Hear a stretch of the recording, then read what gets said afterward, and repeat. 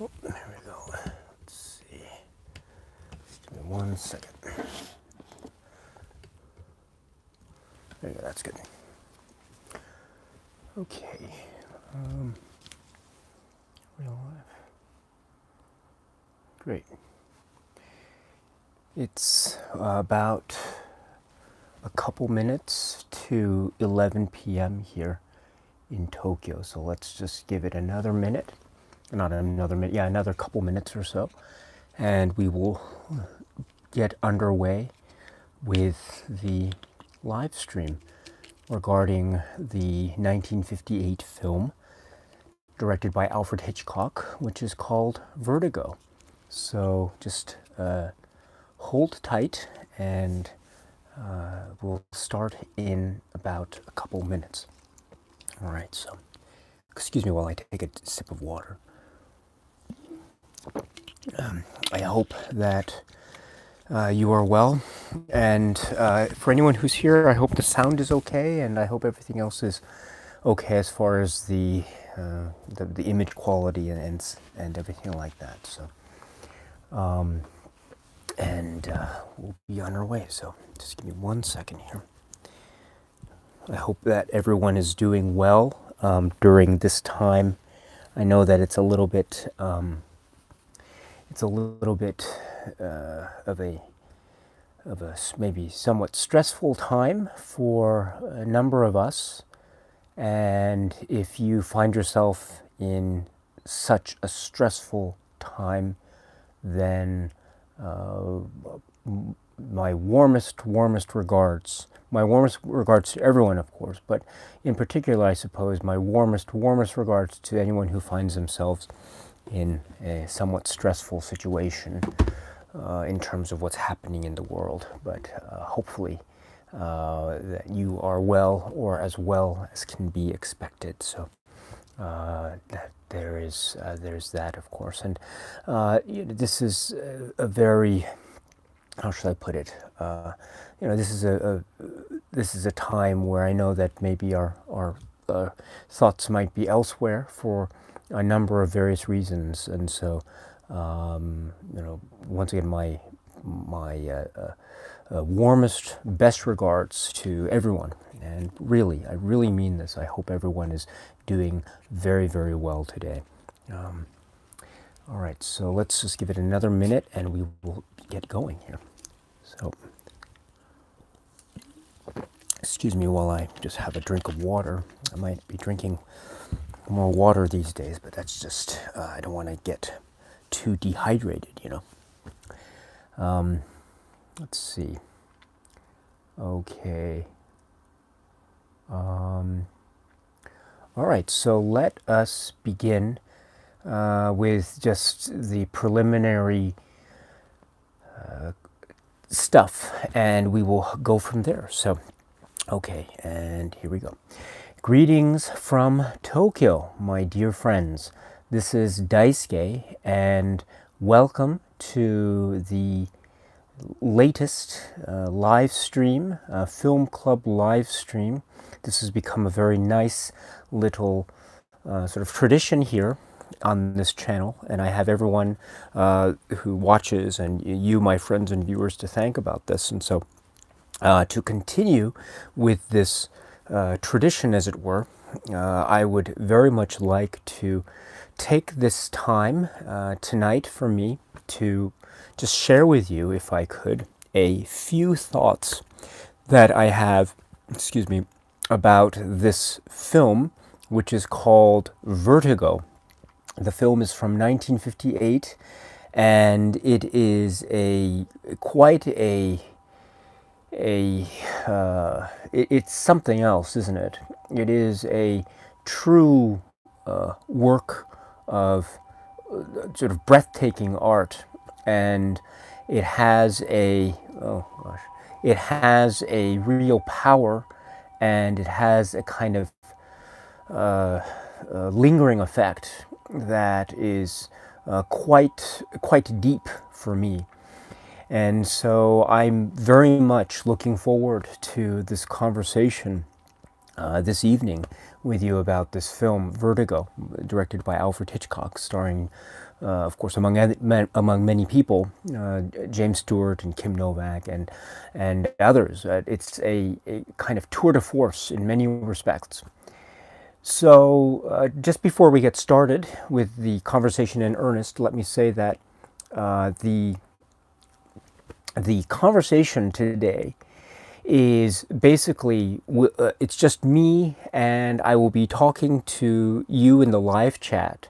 And so if you are interested, please feel free to leave comments in the live chat. I see a number of people are beginning to leave comments already. And so please feel free to leave comments as you wish, and we will go from there. If anyone has any questions or comments for me during this talk, then of course you're free to do so.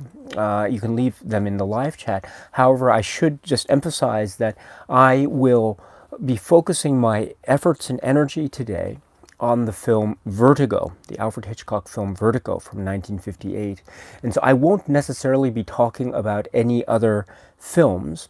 So if you want to ask me a question or make a comment to me about a film that is not Vertigo, then I probably, just with all due respect, of course, I probably won't be addressing that today.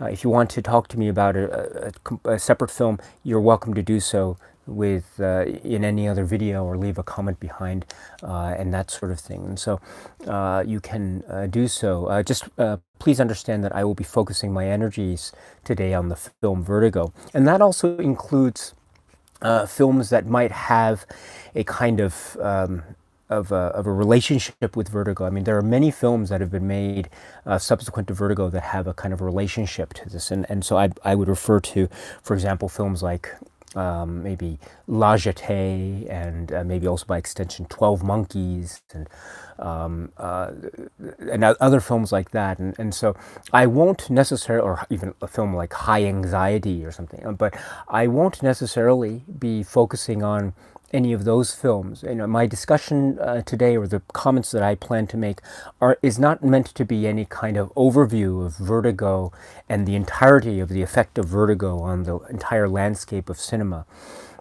So I won't be focusing in on that. And so, but of course, if you want to make comments among yourself, if you want to have a discussion in the live chat with other people about other films like this, please feel free to do so. I'd be very happy to observe that and to watch that. But as far as my own comments go, I will be focusing today anyway, primarily on the film Vertigo. And speaking of which, I always have to say this, is that I am not a film critic. I don't claim to know every single detail about this film Vertigo. I don't claim that today will be any kind of authoritative, all-encompassing, comprehensive discussion about every single facet of the film Vertigo. I think for me that is quite simply an impossible task. It's something that I would not be capable of doing. I am only coming at this as a fan of this film. I have no connection with this. I have no direct knowledge as far as the production is concerned, and so I don't bring any special expertise to this discussion. The only thing I am able to bring is my sort of enthusiasm for this film after having seen it for many, many years. I've been with this film since, to be perfectly frank, I've been with this film since I can remember. Maybe I don't even remember when I first saw it because I was so young. It was one of those films that was always around. And so I'd seen it first, I think, on the VHS tape pre restoration, and that was always a really remarkable film to watch. Although I admit that there were many things that I did not understand when I watched it when I was very young. Must have been, I don't know. I can only guess, maybe when I was maybe first exposed to the film, maybe when I was 6 or 7 or so, maybe around that time, not necessarily knowing what I was watching. But as I grew older, into my teen years and high school and into college, I always returned to this film. I always went back to this film, and it was always on a kind of a cheap VHS or something, or something like that. And then, but I always came back to this film, and I always watched it with a certain degree of fascination. Again, not necessarily appreciating or knowing every single facet of the film as I was seeing it. But then, when the film was restored, and this was around, I think, the 90s or so, the mid 90s. And when it was restored and the restoration was first released in theaters, that was the first opportunity for me to actually be able to see the film in the theater. And it was a very beautiful picture restoration. I was very enthralled by it. And for the most part, I was also very enthralled by the sound, although, of course, some of you may know the restoration is somewhat notorious with respect to how it treated certain key moments of the soundscape. It became quite jarring in terms of the way it's used, and I'll try to discuss that later in the discussion here today. But the point is that the film really resonated with me a lot, and it was a film that I always knew, or I just felt comfortable with, because I always felt like I knew more or less about it, but then it really didn't register beyond that. But then when I went into college and I had the opportunity to take some film studies courses, one of the films that we studied it was the class, I remember it now, is called Close Analysis of Film. And one of the films that we were asked to study was the film Vertigo. And I was very fortunate to have been selected to, among, maybe the class was divided into two. And one half was going to be talking about Vertigo. I think the other half, if I remember correctly, was going to be talking about L'Avventura. And I was in the Vertigo group. And so we all had different little assignments or little projects that we could have to present to the entire class about Vertigo. And I had a particular little thing that I prepared with respect to the mise en scène, and one particular scene in the film, which hopefully, if I have time, I'll talk about.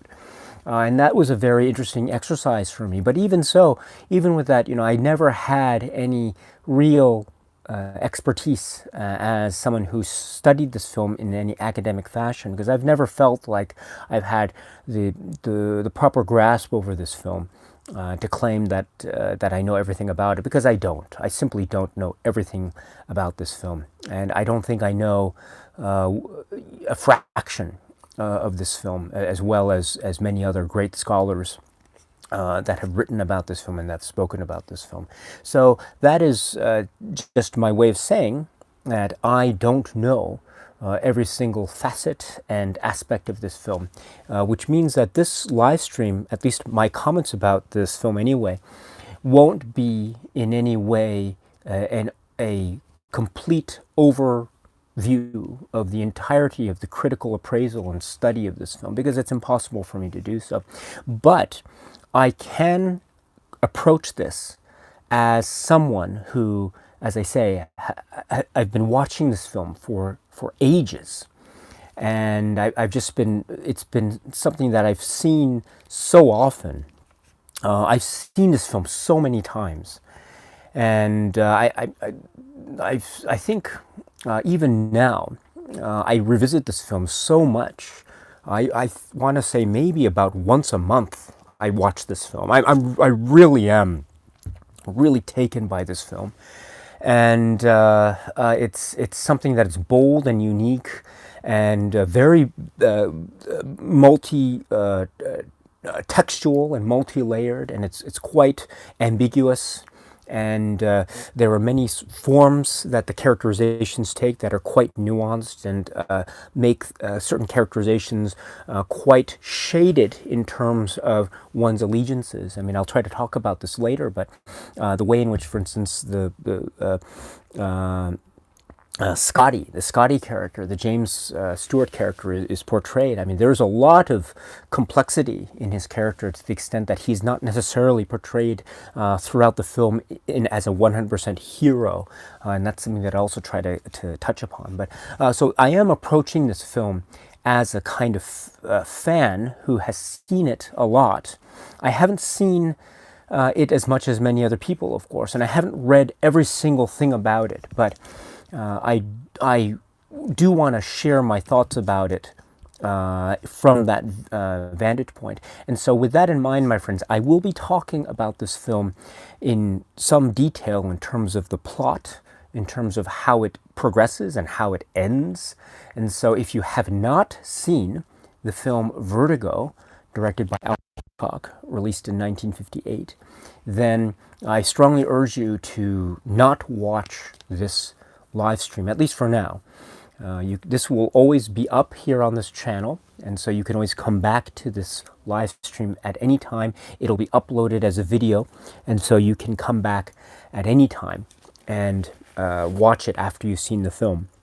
Because I will be spoiling this film. I will be talking about the particular ending and everything else that happens. And there are some plot developments that it would be a shame for me to talk about and spoil for anyone who hasn't seen it. And I don't want to do that. So if you haven't seen the film, please, you can always come back to this channel later after you've seen the film. And then at that time, I would love to hear your thoughts about this film.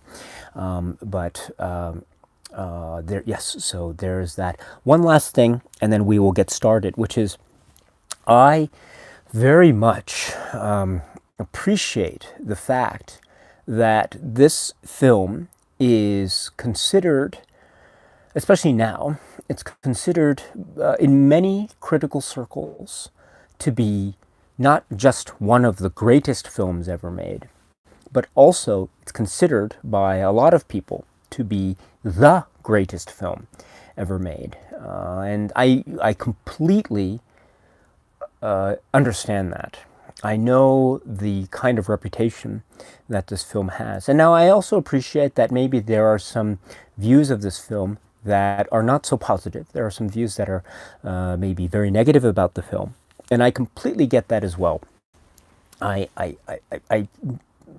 can sympathize with those viewpoints. But just going back to the critical appraisal of this and how this is considered by many to be the greatest film ever, that, of course, fills me with a lot of trepidation, and I am very nervous right now because I know that on the one hand, this film has a very big reputation. I mean, this is huge. This is a huge, huge work.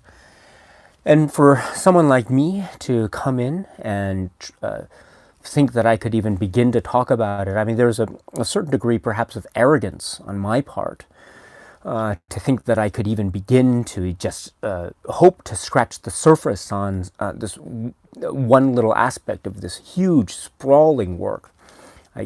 So therefore, I am very, very nervous about this live stream. On the other hand, the film is one that I have always loved. It's something that has always been with me. And even before the sort of the critical tide began to turn in its favor, it was a film that I had always loved. And so this live stream, or at least my approach to this live stream today, will be along those along that sort of perspective. Namely, it wasn't my intention to talk about this film because it was considered to be the greatest film ever made. It is my intention to talk about this film because it is one that I really, really love.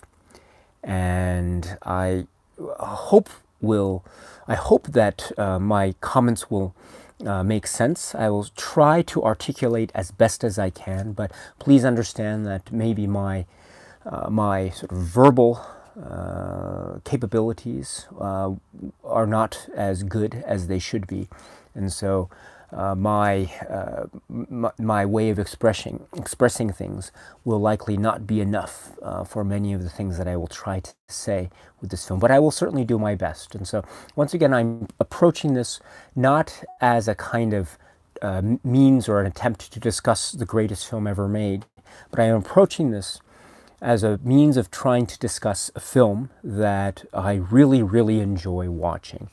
And just like any other film that I've talked about here on this YouTube channel, in the live streams or whatever, I've always tried to focus in, not necessarily on the critical appraisal, but just why it is as a subjective viewpoint, I personally feel a certain way about a certain film.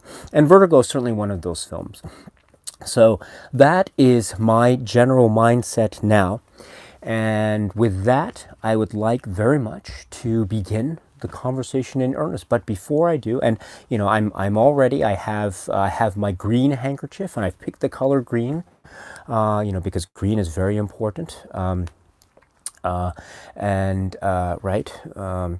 As Scotty and Madeline, they visit, they go to the Sequoia sempervirens, always green, everlasting, and all that. So I appreciate the color green. I know all this. I appreciate all this stuff about the repetition of certain phrases in the film, of the freedom and the power, right?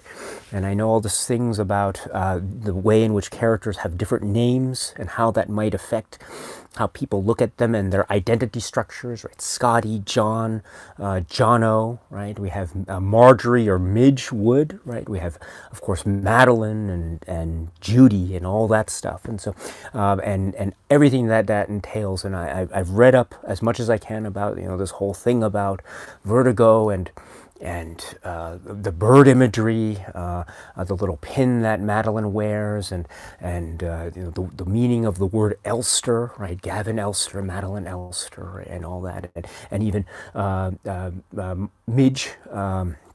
Marjorie Wood, when she and Scotty are visiting the Argosy bookshop, and they're visiting Pop Liebel, and Pop Liebel's giving the whole background story about Carlotta Valdez and her sad story, and what happened to her, and how about the man that she was with. Pop Liebel couldn't remember his name, of course, but then he describes how this man just one day threw her away. Men could do that back then. They had the freedom and the power, right? And Marjorie says, "Poor thing," and that's very much a reminder of a certain line that will be spoken later by a certain character in a later Hitchcock film called The Birds, right? Poor thing, and that is also a kind of a reminder of the sort of bird imagery, etc., etc., and of course, all the stuff about the circular motifs, the spiral motifs, how that's meant to evoke a kind of a visual imagery of the vertigo, and that visual imagery is meant to be connected to this idea of dizziness, and how that is connected directly, of course, to the character of Scotty Ferguson, the James Stewart character, etc. And also the way in which the music is employed. There are certain editing tricks in the film. There are also certain ways in which each scene seems to lead to something else. Everything is patterned in a certain way, etc., etc., etc. So all of this is stuff that I've been watching this film, and I've been just so itching to just talk about it for even a little bit. And so that is my general plan today, going forward with this. But first, before I do, let me now go to the live chat and just see how you're doing. So Wolfgratz is here. Hello. Alan is here. Greetings from Yonkers, my dear friend. Hello, Alan. How are you? Let's see. Paul is here. Paul Emery. David Griffin is here. It's nice to see you. Jay, hello, my friend. It's nice to see you again. Yes, I bow in return. And let's see. Twisted Razor. Hello, everybody. I hope you are all doing well. This is my first time Daisuke's live chat. Well, welcome, Twisted Razor. It's nice to see you. Thank you very much for joining. I hope you're doing well, my friend. And Sina Arts, hello. It's nice to see you. I will be in and out this live stream, but we'll watch it in full later. Thank you very much. Oh, by the way, Sina Arts, I just finished watching your video on Her Majesty's Secret Service. So thank you very much for that. Well done. Isaac is here. Hello. It's nice. Galaxy Tides is here. Hello. Oh gosh, FP9623, our dear friend. Hello. It's nice to see you. Paco Silva is here. Hello. Elliot Cohen is here. Hello. It's nice to see you. Let's see. And yes, FP9623 says, To be honest, it's not even probably in my Hitchcock top 5 at the moment. It's a fantastic film, though.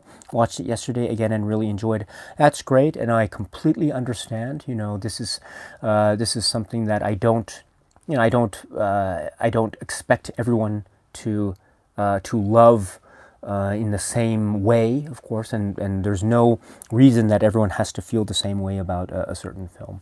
But thank you very much for being here anyway. And even if, and anyone who doesn't enjoy the film, anyone who doesn't like the film and doesn't like certain aspects, and this goes for any film that I talk about, there's no, you don't have to feel like scared or anything to express your view about that. If it's a negative view, don't worry about that. You can express a negative view to me, and I'm very much interested to hear about that. Negative views about films are just as important as positive views, in my opinion. And so even a film like Vertigo does have a certain way in which I think it can be seen in a kind of negative light, or seen in sort of weaknesses of the film. And that's something that I also try to talk about later today, if I can. But let's see here. All right, I'm just going to skip over some comments here. Sorry about this. I'm always very poor with my technology. Yes, there's talk about the Sight and Sound poll, of course. Let's see. Tomahawk238 is here. Hello. Chris Collins is here. Hello. Oh gosh, anyone else live in San Francisco, you say? I can almost see Fort Point from my living room. Oh, I'm so jealous. I've never been to San Francisco. It's one of the places I've always wanted to go, if for anything, for my real love of the film Vertigo. I always wanted to go and do one of those tours of all the locations and everything. Fort Point, my goodness.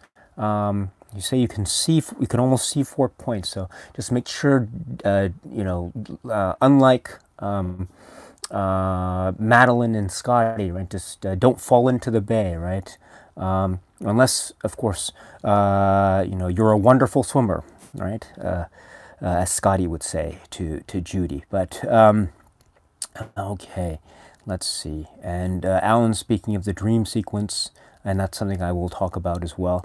Just a little, just something that I wanted to say about that dream sequence is a little hint of what I try to talk about later today, which is, it's interesting how the dream sequence has all this colorful imagery, and there's flashing lights and all this stuff, which of course reminds us of how the light very slowly, gradually fades in the Argosy bookshop. We go into that Argosy bookshop scene with Pop Liebel talking about the story of Carlotta Valadez, and just, it's very imperceptibly, the light just slowly dims to a darkness. It's a dusk, or not dusk, but it's turning into evening, right? And that has always reminded me of the dream sequence, because in the dream sequence as well, a lot of other imagery, of course, is going on. But one of the things I always loved is how the light flashing changes color very imperceptibly. It goes from, I think it goes on Scotty's face, and he turns to the camera and he begins his dream, his nightmare, and he starts flashing blue, and then it goes into the animation of the flower, the bouquet, just the petals falling, and it flashes red, but it flashes into green, and it's an imperceptible change from blue to green, and then it goes into the shot of Gavin, Elster, and Scotty, and Carlotta, right, all standing by the window, which is reminiscent of the inquest that took place at San Juan Bautista. And that shot flashes, I want to say, yellow and blue, and then it goes into a red flash. And so I loved how those imperceptible changes of color are very reminiscent of how the light dimmed from a brightness to a sort of a slow darkness, very imperceptibly, in the Pop Liebel discussion of the Carlotta Valdez story in the Argosy bookshop. So but there are of course many other aspects of the dream that are very fascinating, very, very fascinating, and I look forward to trying to talk about that very much. But anyway, and Tim is here. Tim Holm is here. I hope you're well, and Ruggiero Antonacci is here. Hello, it's nice to see you. And I just want to be popular is here. It's nice to see you, and the like. So and a lot of people. Great, it's wonderful to see you all. So let us begin in earnest here. So okay, where do we begin with this film? Where can I start with this film, Vertigo? Because there are so many places to go. You can begin, of course, with the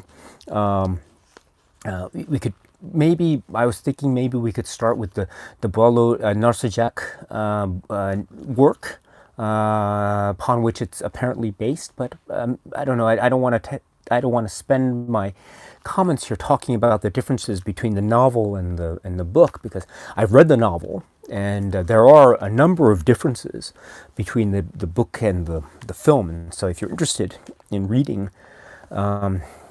the English title is, I think, From Amongst the Dead, although it has been republished lately in English as Vertigo, so you're able to find it under that name, which is the film name, of course.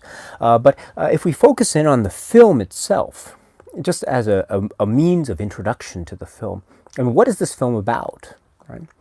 What is this film about? I mean, on its surface level, it is a film that is trying or purporting to be a kind of mystery, or even a kind of film noir with a sort of murder plot that is in the guise of this kind of ghost story and a detective story that's involved, that is involving this ghost story or pseudo ghost story or potential ghost story. Then this mystery develops further, which leads ultimately to a certain tragic situation, or so it seems, around the middle of the film. And then things develop quite startlingly from there, of course. So we begin with this mystery element, which is premised around the idea that a now ex-police detective, he's no longer with the police force, Scotty Ferguson, who is no longer with the police force for apparently due to the fact that he underwent a very traumatic incident, which is revealed early on in the film. It's in fact the first scene after the opening credits of the film, where we get this glimpse about how he was in this very traumatic accident involving the death of another police officer. And then we realize later that he quit the police force, and now he has been asked by what he calls a college chum named Gavin Elster to follow Gavin's wife, because of this idea that is told to Scotty that Gavin's wife might be possessed by Madeline, who is his wife. It would be Madeline's great-grandmother being Carlotta Valdez, who had a very tragic story back in the early to mid 1800s, and it involved falling in love, it involved having a child, and it also involved being, as Pop Liebel said, thrown away, and causing a great sadness and tragedy. And it's this idea has Carlotta's spirit somehow possessed Madeline, and it's up to Scotty to try to figure out the mystery that has been set in motion by Gavin and his explanation of what is going on here, which of course is this idea that Madeline might be suicidal, but the sources of that of those suicidal tendencies might be supernatural rather than psychological. And so it's up to Scotty to try to figure out the mystery, and it involves him following Madeline around. It involves seeing her go from place to place to place, and I'll try to talk about those as well, and trying to piece together this mystery that has been presented to us in this way. Well, it really kind of begins from there, does it not, in terms of a film experience. And I think for many people, myself included, the mystery element is very... I mean, it's not terrible. But it's certainly not the reason why I come back to this film over and over and over again. Right? I mean, it's a very interesting plot. But I mean, I'm sure maybe you feel the same way as I do, but and this has been talked about many times. If you think about the plot itself and how the fact that this is actually Gavin's plot to kill his wife and make it look like suicide and have Scotty be the witness to this apparent death by suicide, because and it was this elaborate setup, and how Gavin, and we find out his co-conspirator Judy Barton, who was also Gavin's lover at the time, planned it all out, or it was practically Gavin's plan to murder his wife and make it look like suicide, and have Scotty be the eyewitness. And it would be a perfect eyewitness because he had been following him, and he had been following Madeline. He'd know all the quote-unquote suicidal tendencies of Madeline because of the ghost story element of Carlotta Valdez. And plus, if the suicide or death was to take place at San Juan Bautista in the tower, the church tower, they knew that Gavin knew that Scotty had acrophobia, which caused vertigo and dizziness, and he therefore knew that Scotty would never be able to get to the top of the tower to stop what would transpire otherwise. And so it was the perfect way to stage this whole scene as being the suicide of a particular woman, where in fact it was hiding the fact that it was indeed a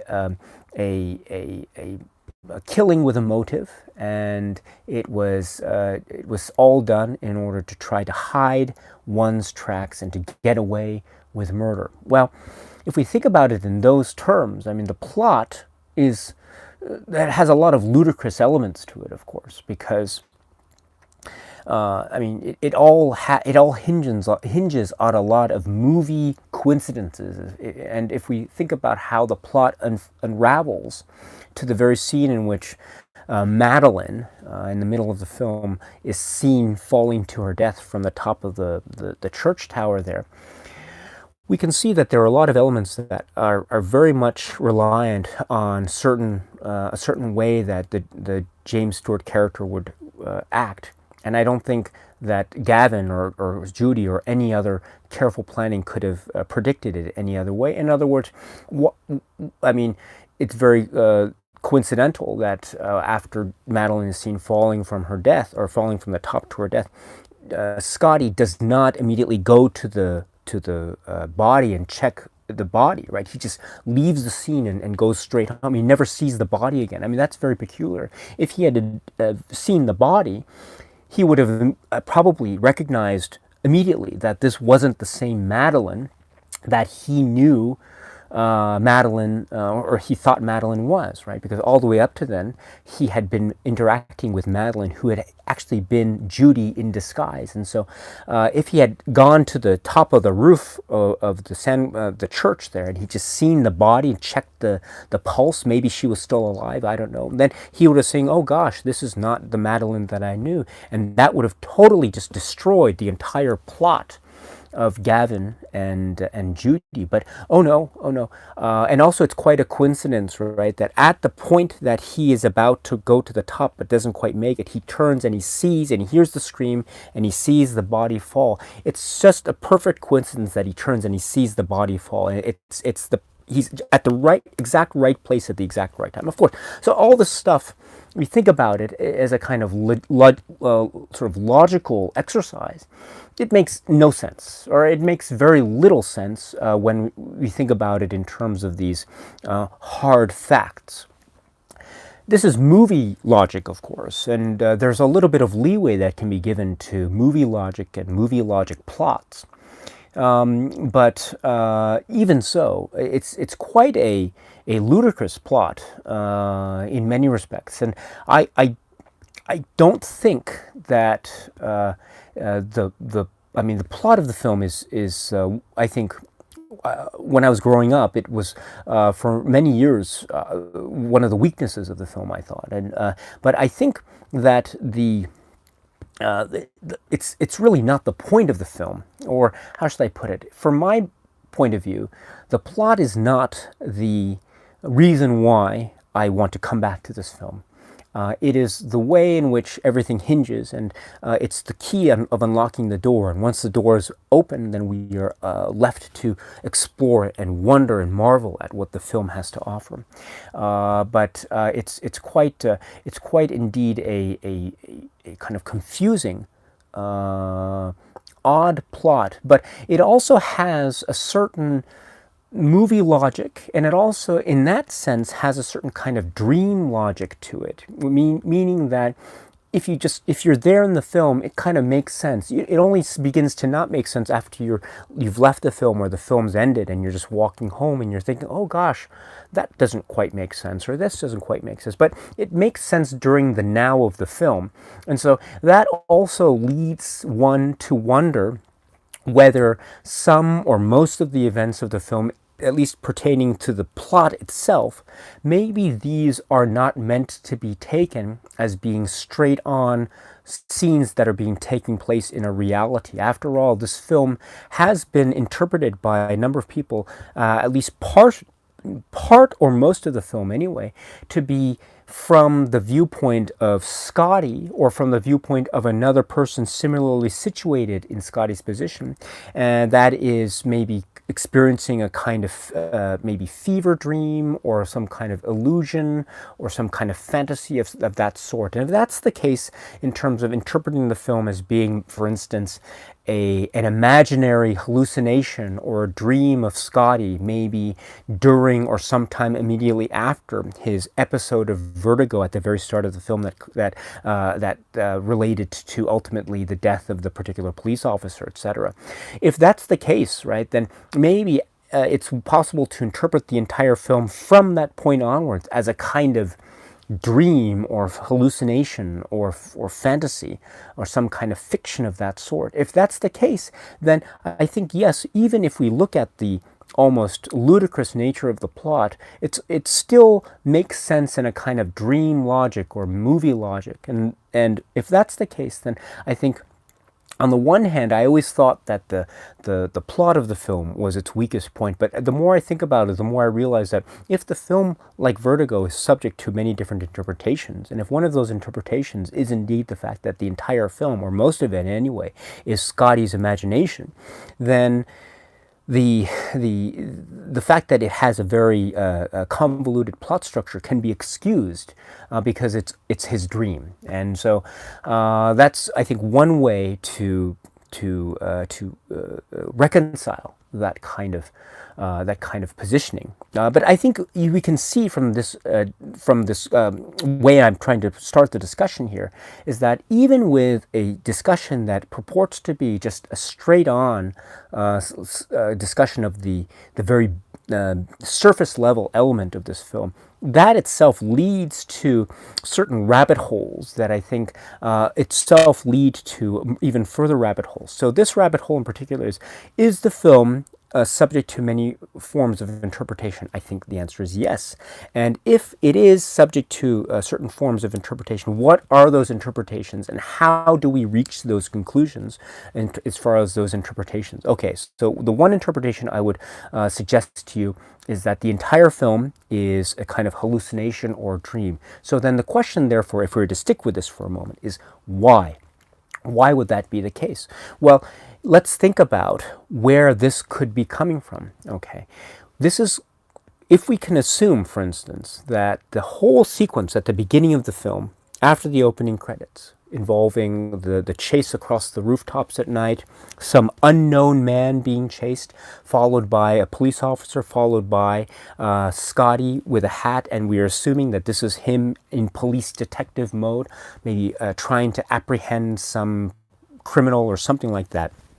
Okay, and then he jumps across the bad guy jumps across the rooftop. Then the police officer jumps across the rooftop. There's a little bit of damage done to the roof tiles there, and then Scotty jumps over, and then he falls and he slips and he grabs on for dear life, of course, and that causes the episode of vertigo to kick in.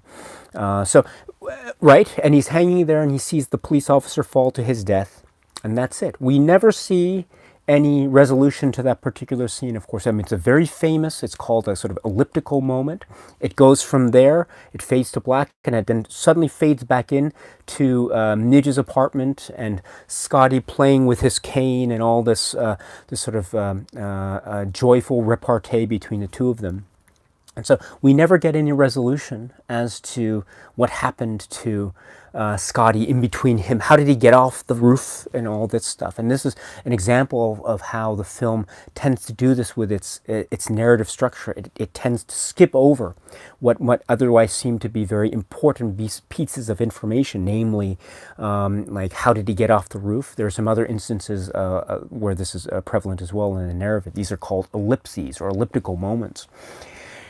Okay, so, but then the way that this edit occurs, I think it's very striking. And in any other film, you'd think there would be some information given about how he got off the roof, how he was rescued, or how he was able to do whatever, right? Nothing like that. And so why? Why? I think one way, therefore, to look at that is we can see that perhaps maybe everything else that comes after that is something that is unreal and something that is possibly not, it's possibly something of his figment of his imagination. It's not the entire, it's not the only interpretation that I have of this film, of course, but if we recall later in the film, after the death of Madeline, and we see, and after the terrible experience he had with, among other things, the inquest and the very cold comments coming from the judge, and how his entire world simply collapsed, he has a nervous breakdown, and he goes to the, he is sort of, I think he's maybe admitted to a hospital, and he's there, and he's obviously very visibly disturbed by the events that have unfolded, even though Midge is trying to reach out to him as best as she can, using, among all things, Mozart to help clear the cobwebs away. Unfortunately, it doesn't do any good, at least from Midge's point of view anyway. And so that, I think, is an example of how we see the effect of trauma, a real trauma, on Scotty. I mean, he becomes inert. He doesn't speak. He barely even moves. And so it's very easy, therefore, to assume that this is the kind of reaction, very understandable reaction, that he would have after a moment of trauma. In the middle of the film, the moment of trauma being the death of Madeline, at least from his point of view.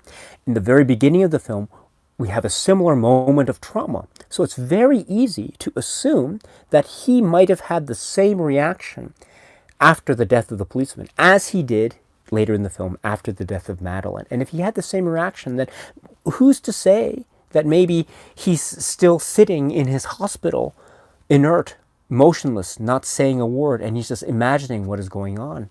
Maybe this is a sort of imagination that he is having. And if that's the case too, then we can perhaps excuse the fact that the plot is as convoluted as it is, right? Because that is the kind of dream logic that I think is apropos in this sort of interpretation of the film as a sort of dream of Scotty. But as I say, that is not the only interpretation of this film that I espouse. And in fact, it's not even the strongest interpretation of the film that I espouse. There are other interpretations of this film that I think hold water much, much more forcefully and more effectively than that one. I'll give you another one, and then we'll get to the live chat here. Okay, so this film, I think, for me, it speaks about a lot of things, right? It's been mentioned, of course, as being a film about obsession, and it's been mentioned as being a film about, in particular, the way in which Scotty is so obsessed with the notion of the living, breathing Madeline Elster, to the point where even after he feels or he thinks that she has died, and even after he meets someone named Judy who looks very similar to the Madeline Elster that he once knew, he goes so far, he is so obsessed with the notion of the living, breathing Madeline that he will go so far as to dress up, have Judy dress up in the same clothes, have her made up in the same way as Madeline once did.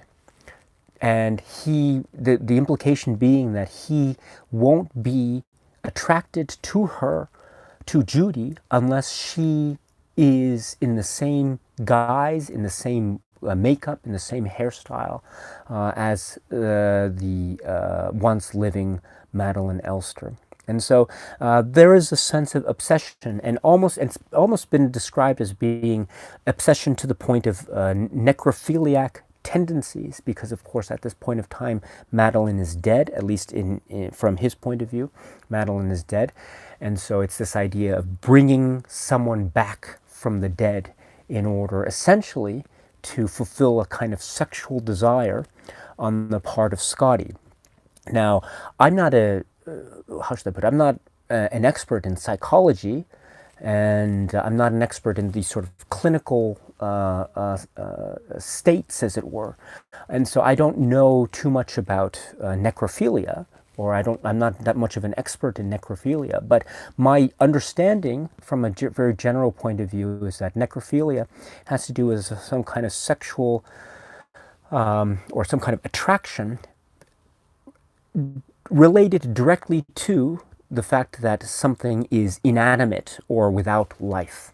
Okay, and I don't necessarily think that that kind of state applies to Scotty in this particular film, because it's not the fact that Madeline is dead that makes him somehow attracted to Judy, in my opinion, but it's the fact that he wants to revive the spirit of Madeline in the body of Judy, which makes him really cling to the life of Madeline, or the importance of the living Madeline, rather than the idea of being sexually attracted to something simply because it is inanimate or without life. And so I don't think his obsession tends towards the necrophiliac tendencies as some might otherwise describe it, although I can understand how some people might seek to describe Scotty's sort of condition, or Scotty's state of mind in the film in those sorts of terms.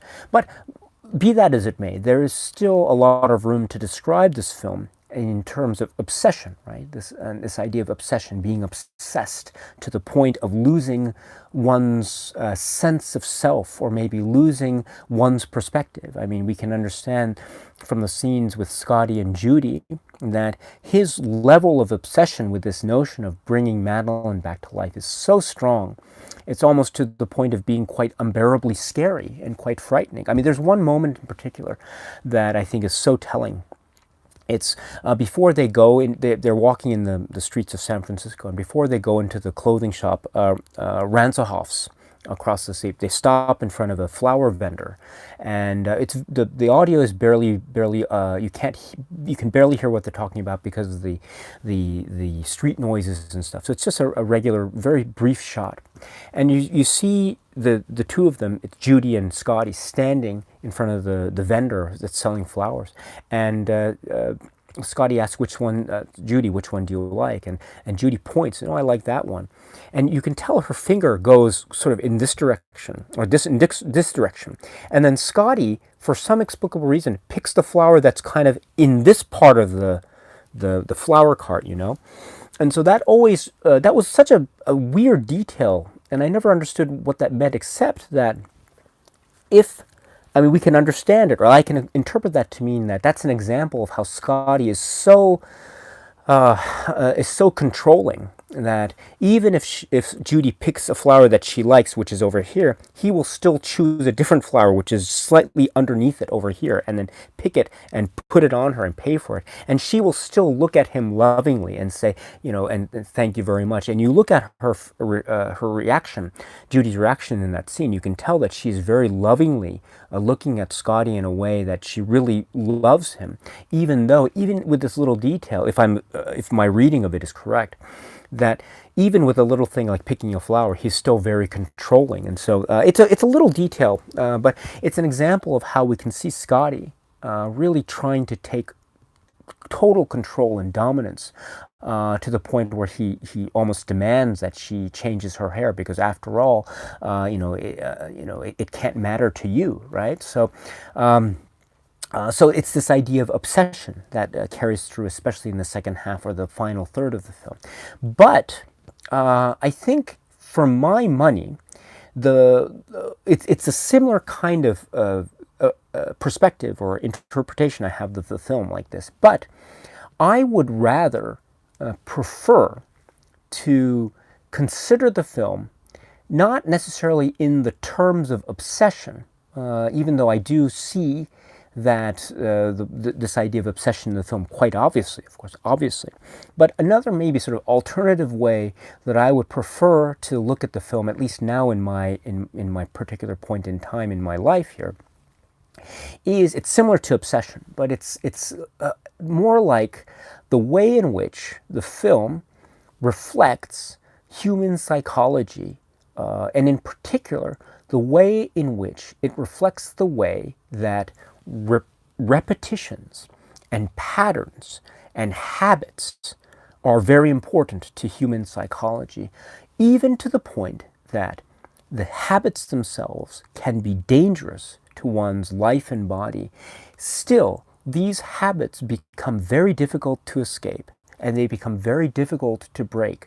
The repetitions are almost impossible to break. The habits are impossible to break. Even if we try to break free from them, we cannot. Or maybe they are some kind of situation that we understand from the outset to be very unhealthy to us. But even so, we walk into the danger because they represent some kind of habit or repetition, which in a certain way presents a kind of security, even a false sense of security. So it's this idea of the human psychology and how we, or the human psychology, sees the notion of habits and repetitions and repeats in broad terms, or even very minute and micro terms.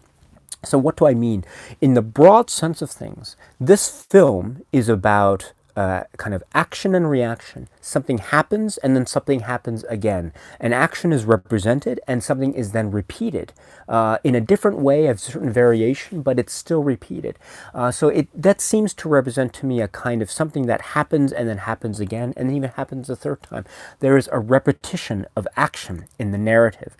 For example, of course, the main bulk of the film, the first half, is the idea of Scotty tailing Madeline, following her in certain places, and then meeting her, and then falling in love with her, and then she dies.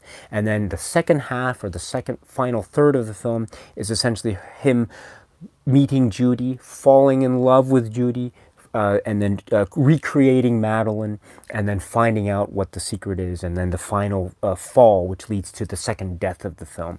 And so it's almost, there are variations, of course, but the very general way to look at it is that some act has happened in terms of meeting and falling in love and tragedy, and then that act has been repeated, meeting and falling in love and tragedy. Even the minor things along the way are repeated in terms of action, to the point where it's almost like something is, well, okay, let me give you an example. Another way that we see the repetition is in certain scenes and how they're staged, right? And how they recall other scenes that we see later. Very minor detail, but remember when at the very start of the first part of the film, when Scotty first begins to follow Madeline, he follows her first to the flower shop, and that's an interesting thing right there. Is why would he go? It's interesting how when they go to the flower shop, she decides to park in the back and go through the back rather than go through the front. That's always been an interesting detail. But okay. But besides that, she goes to the flower shop, and then she then goes to the Mission Dolores, to the grave site, to the tombstone of Carlotta Valdez. And remember, before she goes into the graveyard, she has to pass through the church and go down go into the church and then go through the side door there, and then we go cut into the graveyard. Well, and then we get this angle from this part of the church. We go and we look into the interior of the church, and we get a little organ music that's playing on the soundtrack there. Well, that sequence is very similar to the way in which the Scotty enters the San Juan Bautista church in the middle of the film when he's chasing Madeline after he's ran into the church and to go up the tower, right? He walks in, and the first thing we see is the inside of the church. And notice how the staging of the framing of the camera is very similar to the way in which the camera was framed in the Mission Dolores church earlier in the film. So it's almost like every time he goes into a church, we get the same almost pattern of going into the inner sanctum, not quite knowing where we are, and then going forward into some second layer of that particular architecture. In the earlier Mission Dolores, it was the second layer of the graveyard, and then with the San Juan Bautista, it was the second layer of the church tower. Okay, so those sorts of actions are repeated. Even when Scotty is meeting Madeline for the first time and Scotty's apartment, the way they talk and the way that he interacts with her is repeated in a slightly different variation, of course, later in the film, when after Judy has sort of really starting to cry after they've bought all the clothes and she's back at Scotty's apartment. It's now getting dark and she's crying. She's almost collapsed on his desk there. All these those two scenes are almost parallel, and they're almost repeating action. The second scene is repeating action of the first scene. He repeats certain actions of come by the fireside and sit by the fire. He drops a pillow. I think in the second scene he drops one pillow, whereas in the first scene he drops two pillows. As she kneels down, he kneels down as well. There's a certain sense of parallelism that's going on. It's a certain sense of not only of parallelism, but of a repeated action. And that's, I think, due to the way in which the narrative is spread out. Okay, so, and there are many other examples of this. Even when dialogue is repeated, you'll find that dialogue is repeated, it's repeated over maybe twice or more than that. So if you'll notice that sometimes, we get very famous bits of dialogue that are repeated many times, like the phrase, the freedom and the power, the power and the freedom, that is repeated, that's an oft repeated line throughout, scattered throughout the film, of course. It's a very important component. There are other lines as well, maybe at the end, right, as they're struggling, Judy and Scotty are struggling in the tower there. He says, there are times when he repeats the same line twice, right? You were a very apt pupil, weren't you? You were a very apt pupil. Why did you pick on me? Why me? So he repeats those two phrases twice in the same breath. And those are great examples of how even in lines of dialogue we see the pattern of repetition, echo, even in little moments like that. And so my point here is that I think in the narrative sense, we see that this film is reliant upon this notion of repeating something or trying to replicate something that happened in the past. How that also seems to mirror how these two characters, Scotty and Judy, are in a kind of, shall we say, a kind of spiral or a kind of pattern of activity and behavior such that, for example, Scotty has experienced a certain traumatic experience in the first half of the film that he, in essence, repeats in the second half of the film. That, I think, is an example of how he is in a kind of pattern of psychological behavior that he can't seem to break free of, even when he has been so-called cured after the second or after the middle of the film, right? And so it's a very interesting way to look at the film, this idea of how things are repeated in the narrative, things are repeated in the dialogue, and also this represents or mirrors how characters are repeating the patterns that they have experienced earlier in the film, in later parts of the film, and how that seems to lead to their downfall or to some kind of tragedy. Of course, with Scotty, we see that him trying to replicate what it is that he experienced early in the film with Madeline and how he met her and what she wore and all these things like that lead to some kind of at least a narrative point of view anyway, some kind of ultimate moment of happiness, of course, at least for one fleeting moment, but then it just leads to a certain point until we get to the very end, and of course, and ultimately there is another tragedy that befalls him. The same is true, I think, for Madeline as well, or it's Judy Barton, right? Which is another case entirely. What actually? Let me hold off on Judy's character because I think that is also very, very involved and very complicated, and I'll save that for later in the discussion. But let's just stick with Scotty here, right? Actually, well, let me hold off on that point as well because Scotty's character is also very, very complicated and quite demanding, and so I will, and in terms of a discussion, because there are many different aspects of Scotty's character that I think need to be discussed. But let me just try to end this very general discussion by saying that if we think about the repetition of things, we see ultimately that even in the most minute details, this idea of repetition and mirroring appears even from the outset. For example, the first scene in the film, which is the chase across the nighttime rooftops, can be seen to be a kind of distillation of the film itself. Namely, we have Scotty and another police officer chasing a kind of unknown man, and it leads to a moment of intense trauma that leads tragically to the death of one of the characters. Here it's the police officer. Well, that scene can be kind of distilled, that can be seen as being a distillation of the entire film as well, if we understand that the film is about Scotty kind of chasing some unknown figure. The unknown figure could be Carlotta Valdez, or it could be Madeline Elster, the real Madeline, and that sort of idea. And then it leads to ultimately the death of someone.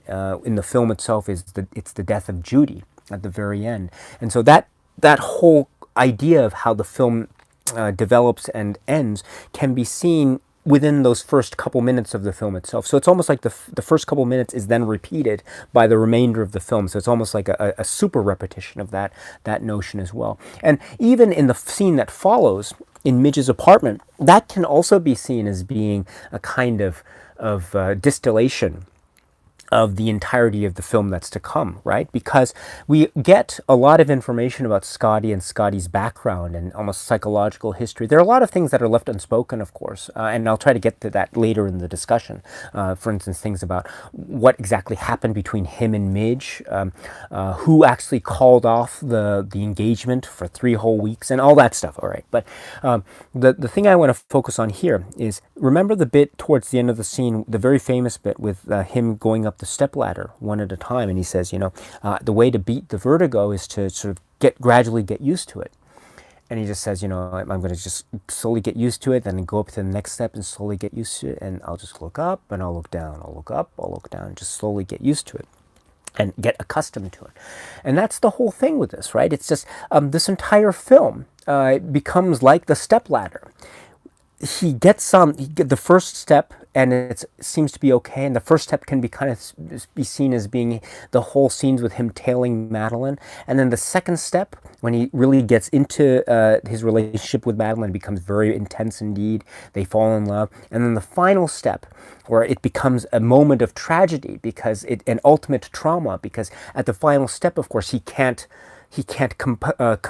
contain himself, because he sees the high height that the apartment is in, and he faints, right?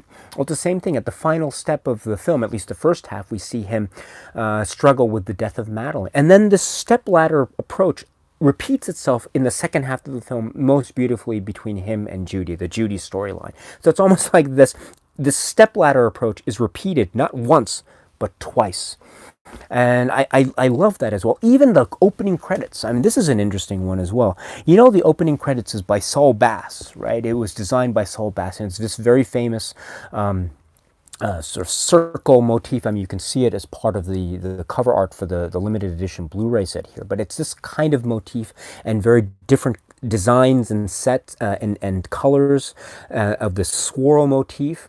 They're not all the same shape, of course, but they're all swirling, and there's movement, right? There's all this movement that occurs in terms of the twisting and turning to represent the vertigo, or the dizziness, right? And that's the idea.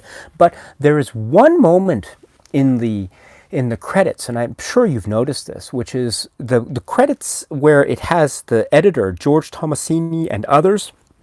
That's the part of the credits. I never understood this, but that part of the credit, the picture of the thing, it doesn't move. It just zooms in. It doesn't turn. Have you noticed that? That always struck me as being really strange because all the other designs had moved, had rotated, except that one in the middle. That never moved. And I always wondered why that was. That seemed to be so out of place to me, except that I thought of it like this. Remember what happens earlier in the opening credits sequence, of course. We get a close-up shot of parts of a woman's face. We go from a woman's mouth or lower part of her face to the top part of her face. The lower part of her face, of course, gives us the credit as a James Stewart, and the top part of her face gives us Kim Novak. And you zoom into her eye, and it says, in Alfred Hitchcock's, and then her eye sort of bulges open, and it goes in, and it says Vertigo, and it starts to go into her eye, right? And it fades into these swirling motifs here. Well, if you notice that middle non-turning design with the George Tomasini edited credit and others that doesn't turn, it looks very similar to an eye, the close-up of an eye. And I thought, oh gosh, this is the close-up of an eye. If that's the case, we have just seen this shot repeated. In other words, we've just seen the close-up of an eye not a couple seconds ago, and it's now again repeated before us in a very sort of artistically designed way, of course. But it looks very much like the close-up of an eye. And then at the end of the swirling sequence, we go right back to the unknown woman's face and the eye, and directed by Alfred Hitchcock. So even the motif of the eye at the very beginning is repeated once, twice, right? It appears 3 times. And I think that also is a kind of structure that we can begin to maybe subconsciously get used to and begin to be drawn to very immediately. And of course, we see this idea of things happening and happening again throughout the film. Of course, most famously, when we see Scotty later after Madeline has died, we see him go back to the various places that he had been earlier, that he remembered Madeline being, Ernie's and the museum, Palace of Legion of Honor, and also the flower shop, and all these other places, of course, where these are repeated scenes, kind of what he experienced earlier. And so we see all this stuff happen. And I would suggest that not only is it external, namely that it's not only the way in which the film is constructed in terms of the editing techniques, but there comes a point where Scotty makes the decision to enter into this kind of repeated pattern, right? He makes the decision to follow Judy in the second half of the film. He makes the decision to go up to her room and invite her to dinner, and then to go into all this pattern of behavior. It wasn't necessarily forced upon him, but once he began, of course, it then explored this idea of obsession that he had, and it's this idea of obsession that we could say took over. So maybe it was almost involuntarily such that he became obsessed with Judy in the second half of the film the way he did, quite frighteningly so.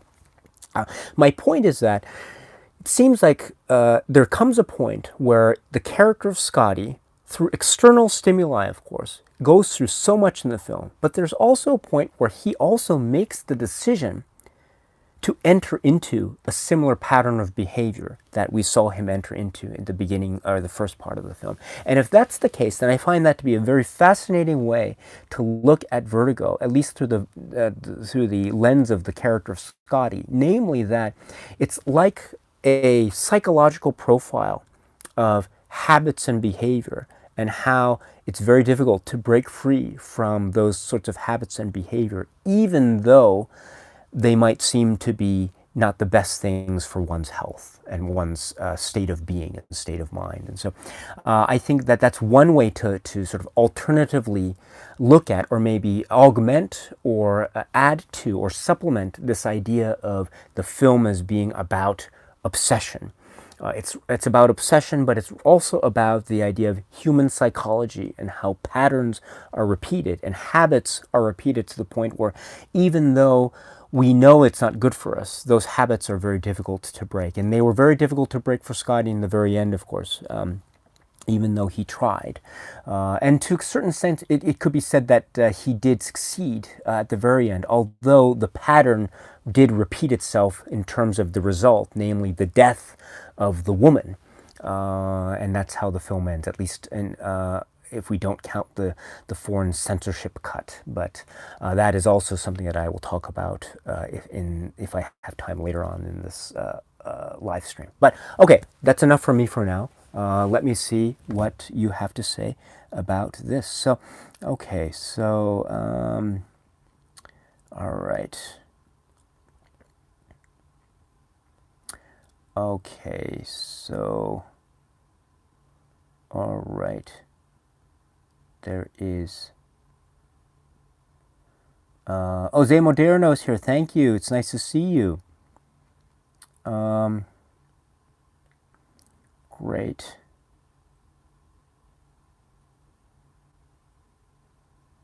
Yes, Jose Moderno says, one critic said that in the great masterpieces we find many exaggerations, nonsenses, gaps. This is the case of Vertigo, but as you said, these observations happen after. Yes. There's talk here about, Tomahawk says, okay, there's talk between, oh gosh, you're talking about, Wolfgratz is talking about Midge, and there's a discussion here about Midge and Scotty. Okay, there's a discussion here, so why don't I get to this? What's the relationship between Midge and Scotty? Okay, I think there are many ways to interpret this as well. And it all comes down, I think, to the first scene. The first scene is so key, in my opinion, in terms of what is the relationship with Midge, between Midge and Scotty. Of course, we see how the relationship is played out throughout the film, all the way up to about the middle of the film. And then we never see Midge again, quite sadly, I think. But, okay, so what is the relationship, at least as far as I can see it? Is there some kind of sexual attraction? Is Midge attracted to Scotty? Or as she says, she doesn't call her Scotty, he calls her Johnny, right? Or Jono. So is Midge attracted to Johnny? I'm not sure. It could be. One way to interpret the film, of course, is that yes, she is attracted to him. That yes, there is some kind of maybe sexual jealousy that she feels, especially when he begins his investigation of Madeline Elster, which is, I think, expressed perhaps most vividly in the little bit where she drives in front of Scotty's house at night, just as Madeline is leaving, and Midge sees Madeline leave and sees Scotty then walk onto his front doorstep, and he says, "Oh, so was it a ghost? Was it fun?" And so there's a little bit of edge to her voice, which might suggest that she is jealous, and then that of course leads to the next scene that we see her in, which is her. What is it? It's her and the painting that she makes. It's a joke that doesn't go very well with Scotty, as we know, or Johnny. And then after that, of course, the next time we see her is in the hospital, and she's trying to be a motherly to him, as she says, don't worry, Mother is here. And then, of course, after some explanation with the doctor, she slowly walks down the corridor, and that's the last we see of her, at least unless you count the foreign censorship cut edit, which is a very odd thing indeed, but it is significant in certain respects, and I'll get to that in 1 second. Okay, but the first scene between Midge and Scotty is the key. That is the key, and there are many clues, I think, that suggest one thing or another. I still don't have a definitive answer to this, but okay, so one thing is that maybe Midge is really in love with Scotty, and we've seen this throughout the rest of the film, and I think that interpretation holds up very well, and that really explains also why she is so caring about him even after he's had his breakdown in the middle of the film. So that's one interpretation. She loves him, but he doesn't really reciprocate or anything like that, right? And especially in the film, because he is in love with someone else, that is Madeline. Okay, but there is another interpretation that I would suggest. It's not my own. It's something that has been brought up many times before, but it is also possible to interpret that Midge is not in love with Scotty, at least maybe she doesn't have a kind of sexual attraction to him to the point where she is romantically in love with him. Maybe she loves him as a friend, as someone very close to him, as close to her from the college days perhaps, but not in a romantic sense. And this is therefore shedding some light on the possibilities as to what happened to them when they were, the college days, I think was described by Scotty, when they were engaged for 3 whole weeks, as Midge says. And then Scotty says, but you were the one who broke it off, right?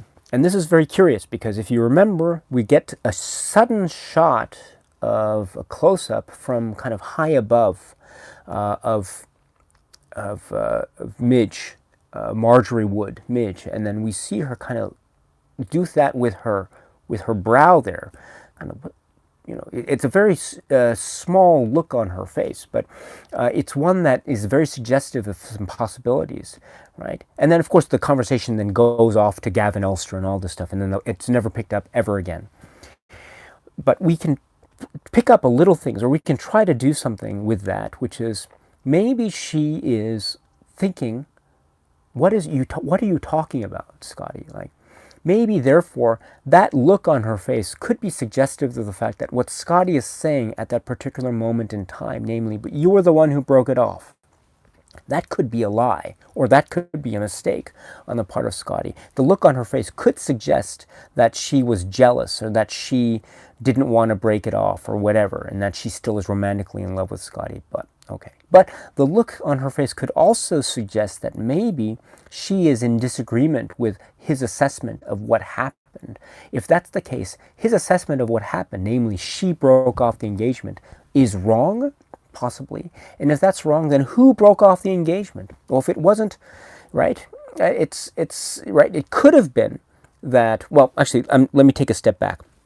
Okay, I'm getting ahead of myself. Okay, he says you are the one who broke it off, right? And then she has this look on her face saying, "What are you talking about?" So, if her look on her face is suggesting that he is lying, then that would be suggestive, or that would support the fact that she is in love with him, right? Because that meant that.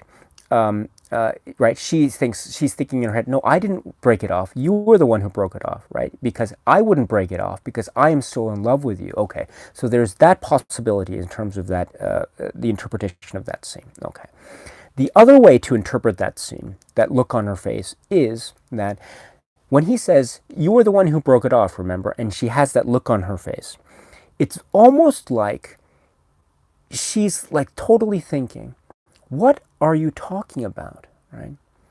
You were the one who broke it off, right? And she's like, maybe she did break it off, but maybe there was some deeper reason for her wanting to break it off than his lightness of tone in his voice is suggesting. There is some heaviness and gravity to her look in terms of when he's saying you're the one who broke it off. Maybe that heaviness and gravity is suggestive of something much deeper in terms of what might have happened between the two of them romantically for whatever the 3 weeks that they were engaged. Who knows? Maybe they were young and they weren't really thinking about being serious of getting married. Okay, that might have been the reason for them to break it off. Or there might have been something deeper in terms of something that she had identified in him that made her feel like she couldn't be romantically involved with him. I'm speculating here, of course, but the only thing that we can go on, of course, is how Scotty reacts to Madeline the first time he sees her, and then the way that he reacts to her during the rest of the film. He really falls hard for Madeline, does he not? It's like really, really hard. And you can imagine that, okay, how has Scotty interacted with other romantic relationships in his life? Have they all been similar to the way he fell for Madeline the way that he did? If that's the case, I mean, I'm not sure. I'm really not sure. I can only work with what I see in the film. But if it's the case that maybe Scotty has some kind of issue with how to approach or how to have relationships with women. And this is exemplified by not only how he fell hard for Madeline, but how he really treats Judy in the second half of the film. I mean, he really treats her very poorly, I think, very, very poorly. And it's a kind of a mystery how Judy still feels the way she does for him. But if these are the only two concrete examples we have in the film of how we see Scotty interact in a kind of relationship with women. And if those are the only examples we can go by, then we can at least try to glean from those the possibility that maybe Scotty has some kind of issue with how to interact and how to have relationships with women. And if that's the case, then maybe it wouldn't be surprising at all that Midge would react with that kind of stern, "What are you talking about?" look on her face. Maybe it was that she identified something that was inherent in his character that made her understand that she was incompatible, or she couldn't be compatible with him, even though he might have had romantic interests in her at one point. And the reason why she might feel this way might be seen in the way in which we see Scotty and the relationships that he has in this film.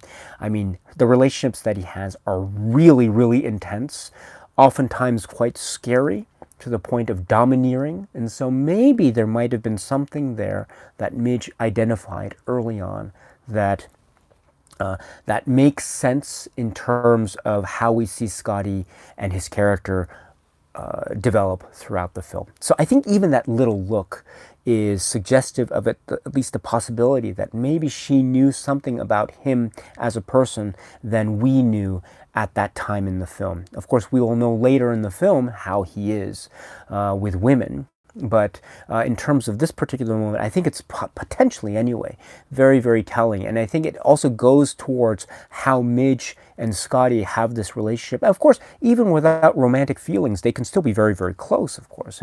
And even under that interpretation of the relationship, I think Midge having a sort of very close affinity with Scotty still makes a lot of sense, as a really someone who is a friend, maybe someone who reminds her of the good old days, perhaps. And that sort of thing. Although I do think that I personally am of the interpretation that she is in love with Scotty. And there is another clue when she describes her first love, painting. It's almost like she wants to say, "I've gone back to my first love, Scotty," that sort of thing. There's something about how the painting is very important to her, and trying. It's almost her last attempt to reach out to him, because she identifies how he is already under the spell of Madeline, so to speak, and there's no return. But this is her last attempt to try to reach out to him, and she calls it her first love. And you look at her and the way she reacts at the end there when she realizes her joke has just gone completely wrong. It's been a terrible catastrophe, etc. And you see her, "Marjorie Wood, you fool, idiot!" And she throws her brushes against the window there, and she calls herself stupid, stupid, stupid. Again, another example of repetition in language.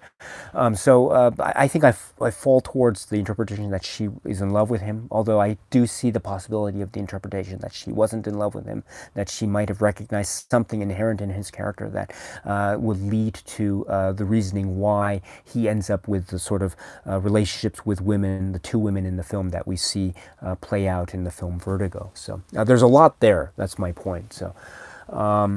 Let's see. Okay. Oh, gosh. Going back to the live chat here.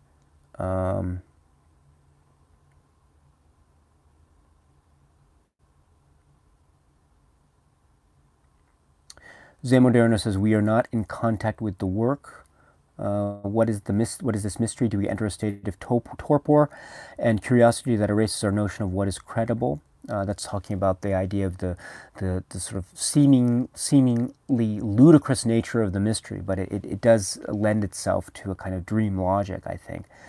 Let's see here. Let's see. FP9623 says, "Is it just me or some of the scenes with Midge feel kind of secondary and not very useful? Like they're there to thicken the plot and fill some voids rather than actually add something to the story?"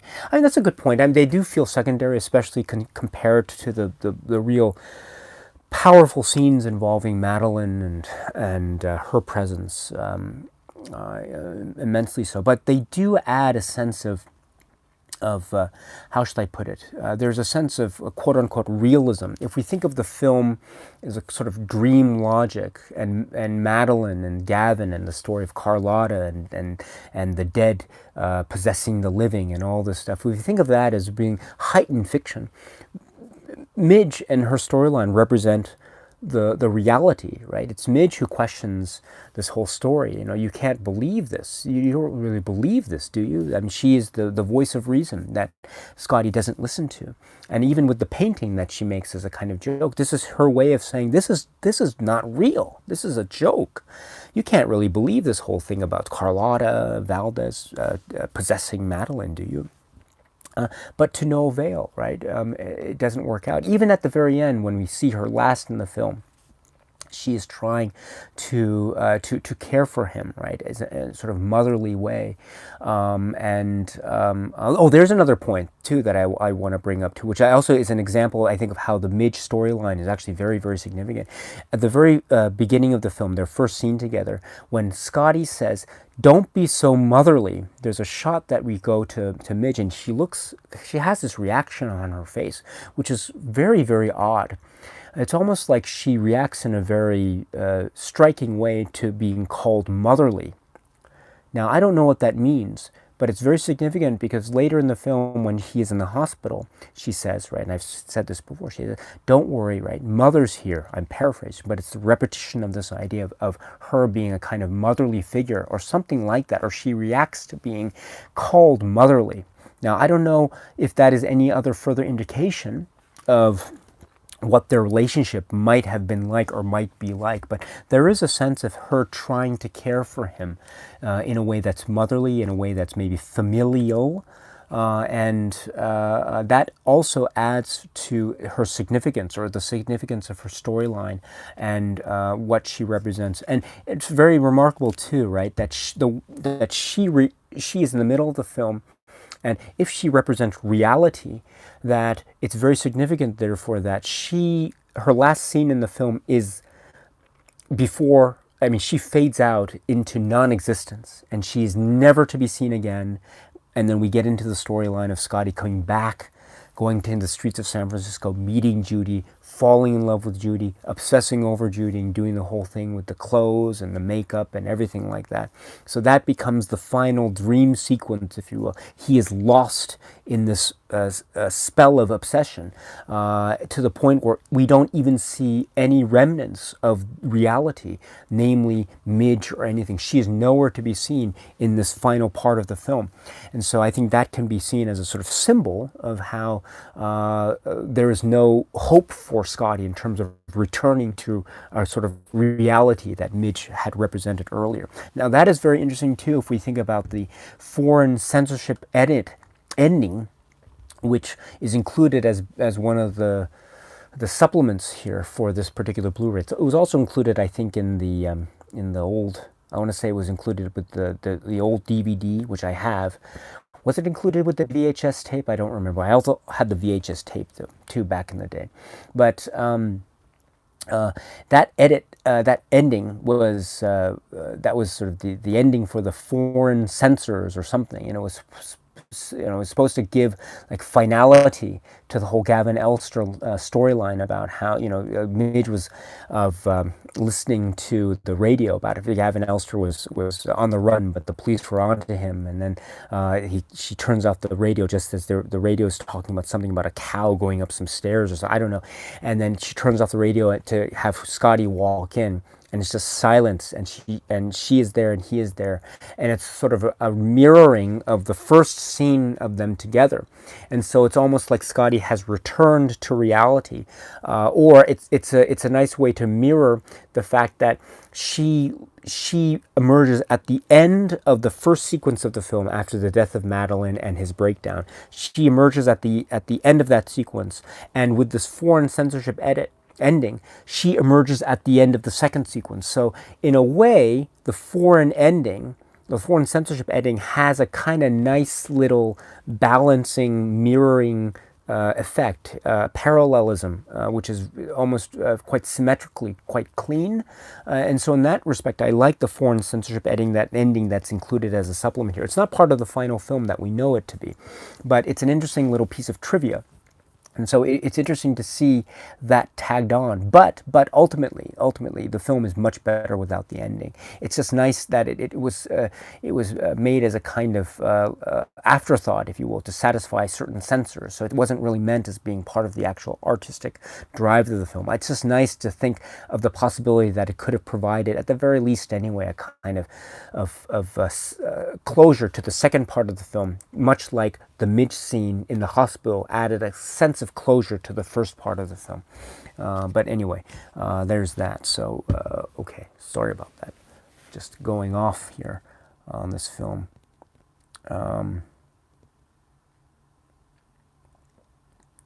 Yes. And Alan and Paco and Tomahawk, and Paco says Novak was 25. Talking about Kim Novak, and Paco Silva says Novak was 25. So you're referring to the fact that Kim Novak was 25 years of age when this film premiered. You're actually right, and this is an interesting piece of trivia. I don't know if you caught this, but remember when Scotty is on the phone with Gavin after Madeline fell into the bay, and then he brings her to his apartment. And he undresses her and all that stuff. I'll get to that. It's like that's also a very interesting thing about Madeline or Judy Barton's character. But remember, the phone rings and it's Gavin, and he's talking to Scotty on the phone. And he says, "What happened?" And she says, she fell into the bay, and there's a little bit of silence on the other end before Gavin says, Madeline's 26. Carlotta Valdez died, committed suicide or killed herself when she was 26. So there's that whole tying into Carlotta Valdez and that sort of thing. So, but I think that's incorrect actually, right? Because we see the gravestone of Carlotta Valdez when we go to the Mission Dolores, right? And also we see the gravestone a second time, in fact, when we have the dream. Scotty has the nightmare in the middle of the film. Both times the gravestone, if I'm remembering correctly, it says Carlotta Valdez, born December 3rd, 1831, died March 5th, 1857. So if you just look at the years, 1831 and 1857, you'll find that it's 26. The difference is 26. So if you just look at the years, you might think that she died. Carlotta Valdez died when she was 26, where in fact, actually it's 25, right? Because she was born December 3rd, 1831. She died March 5th, 1837. So at March 5th, 1837, she still would have been 25, actually. So Gavin got that little detail wrong, I think, if my math is correct. That's a little detail that he got wrong. So that's an interesting thing. He thought of many things, but even he got that little detail wrong, which is a little bit of a slip up, but not really. But it's also interesting too because, right, Kim Novak wasn't 26; she was actually 25. So in fact, her real age actually matched the age of Carlotta Valdez more so than how Gavin Elster described the age of Madeline Elster in the film. So that's an interesting little bit of trivia, I thought. Kim Novak was actually the real age of the actual age of Carlotta Valdez, not as Gavin Elster described Carlotta Valdez to be. So, but you're right, Kim Novak was only 25. I think at the time also, James Stewart was 50, so he's twice her age at the time. It's a remarkable combining of the two performances. I've spoken a little bit about Scotty, but let's talk about Madeline and Judy and Kim Novak. This is a performance of the ages, I think. It's a remarkable performance for many, many reasons. But just so many iconic images, so many things to talk about. Let's talk about just the iconic stuff first that many people already know, and then let's get to some other things that I think are very interesting for me anyway. So just certain iconic images that are conjured up immediately. The way she moves, the way she carries herself, and in her posture and demeanor in in two roles that are so different from each other, both in manner and style and voice and psychological profile, that it's one of the great performances of the ages. And there are so many. I mean, the way that of course, a lot is focused on how Madeline is dressed. We see her in many different costumes. Her fashion, the Edith Head designs, which are simply stunning, and they're so iconic. Even now, they are incredibly iconic. There's a wonderful moment, in fact, in the first scene when we see her in the restaurant, and Ernie's, excuse me, when we see her at Ernie's, and this is where, after Gavin has his initial talk with Scotty in his office, and he's saying, he's trying to convince him to take the case. And he says, we're going to an opening at the opera tonight. We're dining at Ernie's first. You can see her there.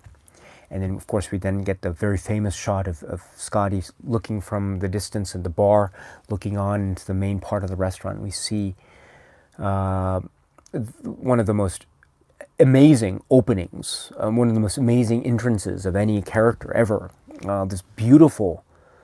This just beautiful woman emerging in the middle of this crowded restaurant, but immediately all eyes are fixated on her. It's everything is focused on her. The way that she's dressed, it's a perfect contrast. Her green shawl is a perfect contrast to the red around her in the interior of Ernie's. There's even a shot, just as the music, the Bernard Herrmann music kicks in, there's an even shot, if you notice, right, that one of the extras that walks across the shot there, which is like a waiter and then the woman and a man who are guests in the restaurant. The woman who walks across as an extra is wearing a gray suit that's very similar. It's not the same, but it's very similar to the gray suit that we will later see Madeline wear in some of the other famous scenes in the film. But that's sort of maybe almost an interesting little foreshadowing of scenes to come, perhaps. But speaking of this opening shot, I mean, this is one of the most iconic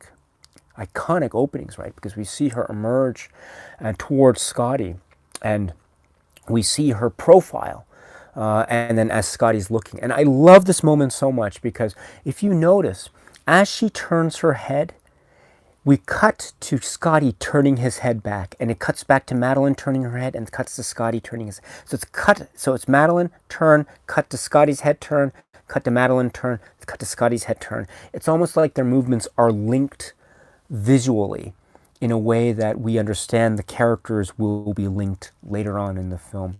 That's such a lovely bit of mirroring that takes place. Of course, not to mention the fact that it's such a beautiful entrance for Kim Novak. We see, of course, the importance of the profile, looking at a character from the side instead of straight on. The side view becomes a very important motif in the film, and it's introduced by this entrance of Madeline, Kim Novak, quite beautifully.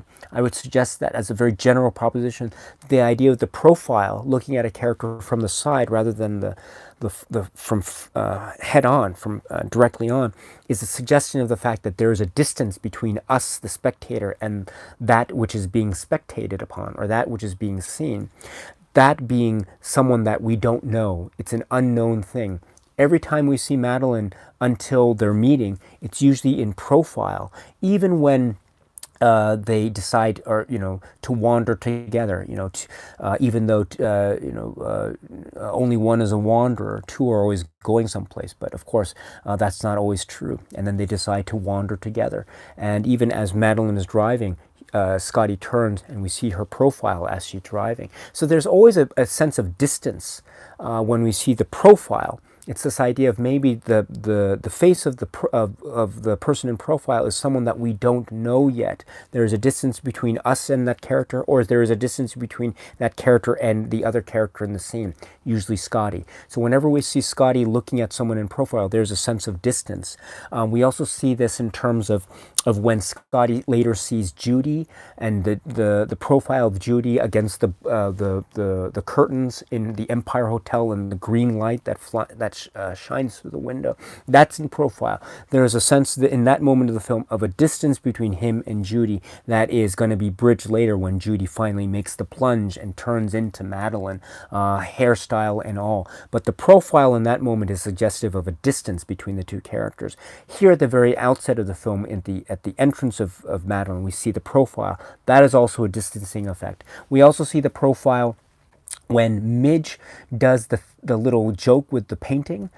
Just before she introduces it, she shows him the painting. We get a quick shot of her in profile. That's very important too, because this is the scene where their relationship will essentially fall apart in essence. And so the profile is a very timely thing, because it just comes at that point where their relationship, which has been so close and intimate up to that point, is now going to be very distant. Who knows? It probably was already distant to begin with, ever since Scotty fell in love with Madeline. But that profile with Midge is also very significant in terms of a distancing effect. Finally, at the very last moments of the film, when Judy, who is now dressed up in Madeline, and Scotty are driving, Scotty now understands the whole plot that has happened. So he's gonna take her to San Juan Bautista for one last confrontation. If you recall, there's a moment where Judy, I'm doing the same thing that Scotty did, but Judy looks over, and she's in the driver's seat, and she's looking over to Scotty.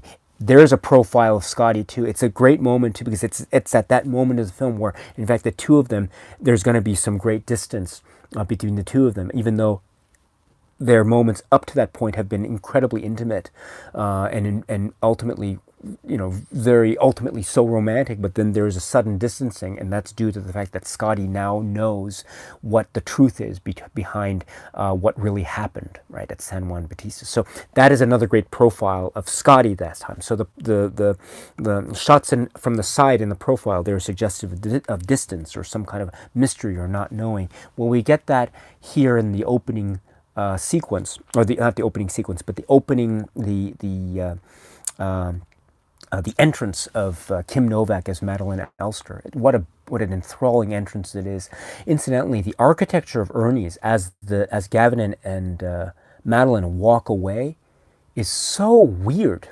I don't know if you notice it, but there's some walls and there's mirrors and the red wallpaper. It's almost like they're walking through a kind of hall of mirrors as they're walking up the steps. And I actually thought that was really interesting. It was very reminiscent, or it's sort of suggestive of sort of kaleidoscopic or sort of labyrinthine way in which the architecture can seem to play out. It also is reminiscent of a comment that Madeline makes later in the film when she's by the cliffside and the beach and the rocks and she's talking about the dream that she's having, how it feels like she's walking down a long corridor that's mirrored and fractured, and the mirrors are still there. So that thing with the dream that she had, or she's describing, is kind of like how she and Gavin are walking through to the exit of Ernie's. And so it's almost like what she's saying in the dream, what she's saying about the dream later in the film,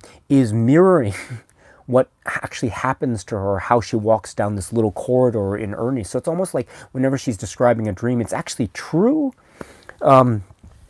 Which is also reminding us of how Judy, when she's writing a letter to Scotty, says, the whole thing about the story of Carlotta was part real, part invented. I love how she gives that little pause there, but it's part real, part invented. So even when she's talking about dreams, there's a kind of a suggestion, even if it's subconscious, of maybe there's a possibility that her dreams are actually things that she has actually experienced. And I think this little subliminal connection between that little moment of her and Gavin walking out of Ernie's and her talking about the dream later, it's a very little subliminal moment. It maybe doesn't even amount to anything, but for me anyway, it's a sort of a subconscious way of linking the two, and it's a way in which one might suggest, or one might think, that maybe whenever Madeline is talking about dreams in the film, the natural inclination that we, the viewer, might have is that she's lying. Because every time she's speaking as Madeline, we know that she's lying because it's a hoax, it's a fraud.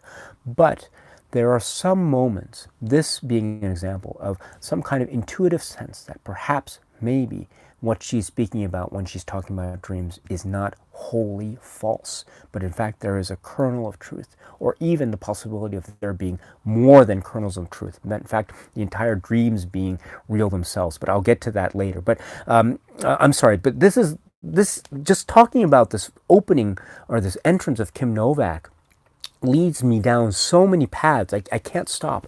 But the performance that she gives here is just uniquely divine, enthralling, very, very complex. And a lot of it has to do also with the way that the character is written, of course, but much of it has to do with the performance itself and the situations that are involved. One of the most difficult and complex moments in the film, for me anyway, and the one that leads me down so many rabbit holes that I can't stop thinking about it, is the moment where Madeline, she goes to the Presidio and to Fort Point, or as she calls it, Old Fort Point.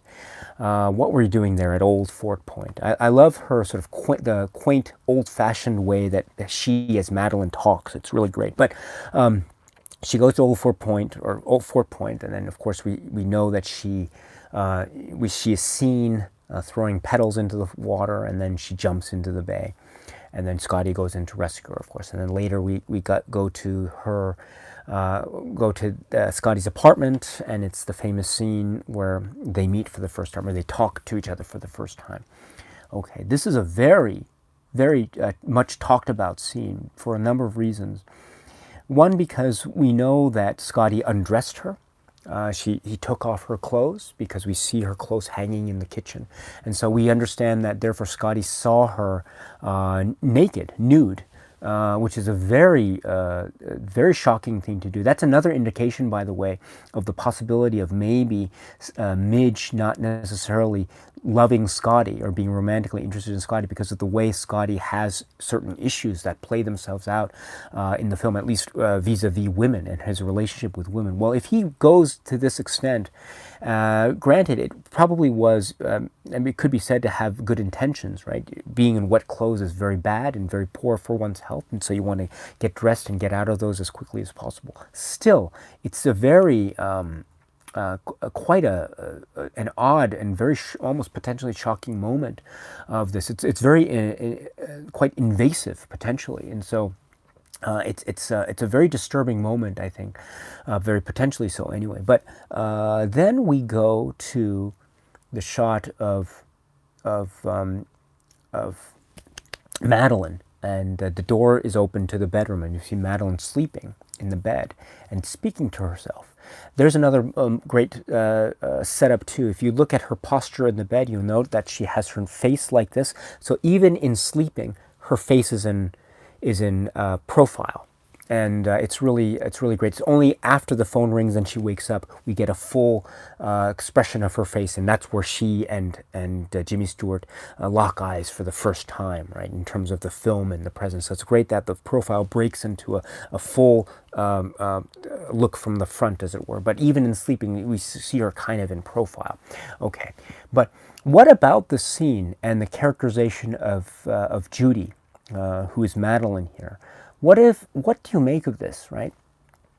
Because on the surface, when we understand what the plot is and the conspiracy that has been going on between Gavin and Judy, we can understand that this fall in the bay, in San Francisco Bay, was probably, more likely than not, an act. It was a ruse. It was just something to do to get the two of them together, right? Because after all, at the very end of the film, right, I bet you're a wonderful swimmer, aren't you? Aren't you? Yes, right? So she could swim, at least, right? So we can understand that her fall in the bay was not in any way life-threatening. At least that's what we can interpret that scene to be after the fact. But if it's an act, then how does one explain the fact that, okay, if it was an act, then it would still have been an act for her to feign unconsciousness. That would have been an act too, right? If that's an act, then it was also an act for Scotty. It was also an act for her to feign unconsciousness as Scotty was basically stripping her nude. That would have also been an act too. And if that was an act, then it would also have been an act for her to be sleeping in his bed and also talking to herself in her sleep. That would have also been an act too. So all of these are acts. That is a very interesting supposition to have. In particular, the moment where he strips her nude, he takes off her clothes. If that was an act, if she feigned unconsciousness and let him take off her clothes that way, that is very suggestive, I think, of a kind of psychological profile of Judy, which might be suggestive of how she looks at herself, how she feels about herself, how she feels about sexuality and her own sexuality, or the sexuality vis-a-vis the Jimmy Stewart character, etc. So that's an interesting way of interpreting that moment. Okay. Another way to interpret this moment is maybe there might have been something about the fall in San Francisco Bay that wasn't necessarily entirely all an act. Therefore, maybe her jump in the bay was not wholly false. It could have had some semblance of truth in it. If that's the case, then that might be suggestive of some kind of feeling of sadness or maybe even depression that Judy feels at that particular moment, right? Because if she really fell in the bay and she really had some kind of feeling of falling in the bay or becoming unconscious or something like that, then that would explain that maybe in the moment when she was being undressed, she was really unconscious. Maybe when she was sleeping in the bed, she was really sleeping in the bed. And if she was really sleeping in the bed, she was really mumbling to herself. She was really saying some words to herself.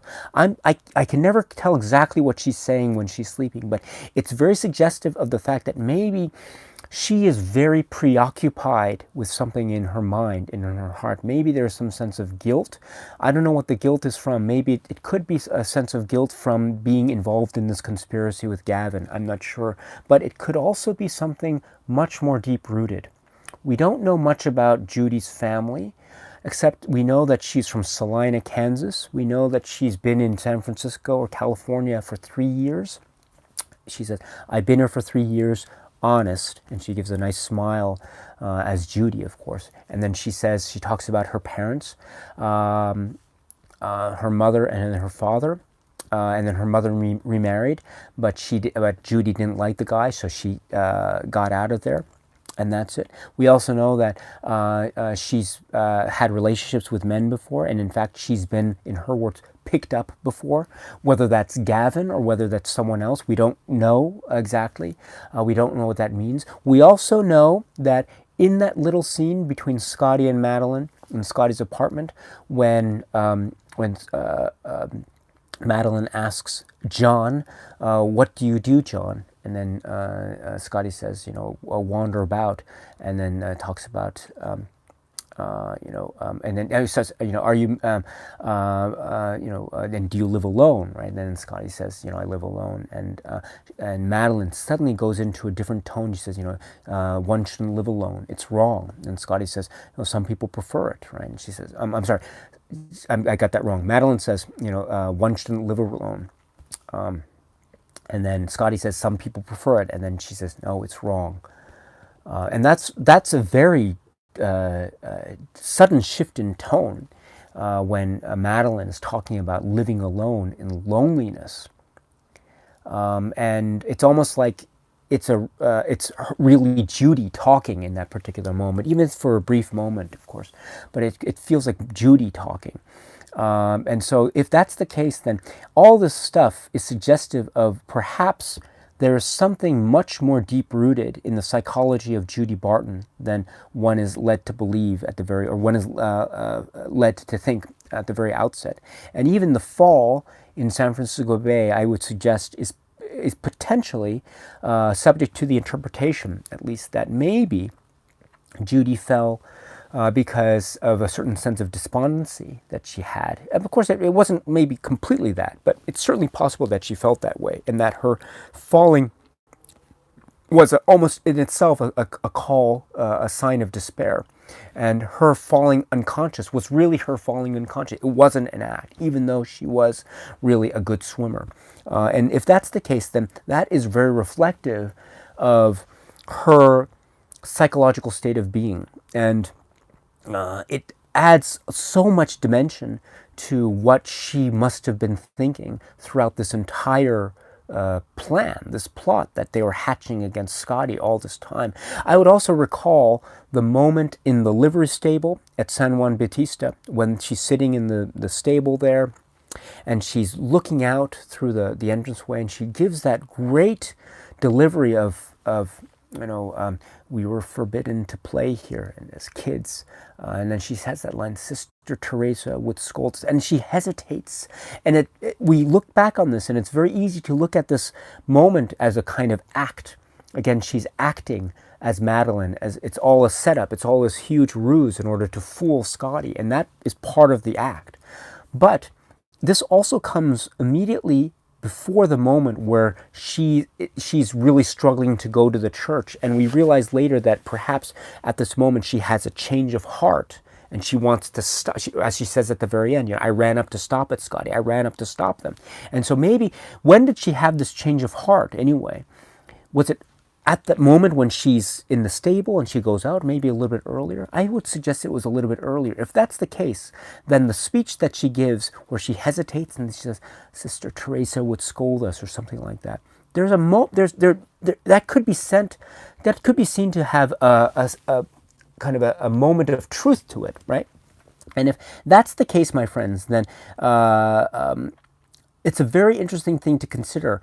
All the things that Madeline says that throughout the film, were they all fake, or were there? Is it possible that some of the things that she said was indeed true? I mentioned the dream, about how she's talking about the dream and walking down the corridor. Who's to say that that's false? That could be very true. There's also a moment when she talks about a dream, and she goes into Scotty's apartment and she says, I had another dream about, and she goes into great detail about the San Juan Bautista and all this stuff. And it's so much detail that Scotty says, you've been there before too, right? And she says, no, never. That moment is great too, because that moment is suggestive of Scotty almost guessing that this is all a ruse, because the way she delivered that dream about all the detail, it's almost like she's reading off a script or something. It's too rehearsed, and he almost looks through it. I interpret that moment to be kind of like that. But that she talks about the dream again and then it's a close up of his face and her face and the lamp. It's a very famous scene as well. But and that moment when she's talking about the dream is not in any way about description of how the lawn looks or how the buildings look, but it's just about her standing in the courtyard, walking into the church and doing all that stuff. So that stuff, we realize, ends up happening later in the film, immediately after, because she actually goes to the courtyard, and then she walks to the church, and then that's the end of that Madeline story, of course.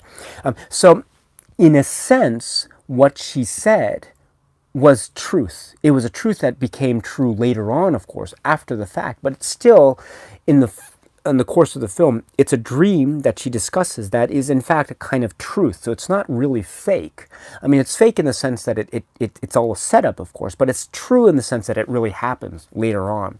So there is room to think that what Madeline says throughout the film can be truth. And that is very exciting and quite potentially complex in terms of a reading, because every little thing that she says has the potential of being true, even though I tend to think that everything she says is false.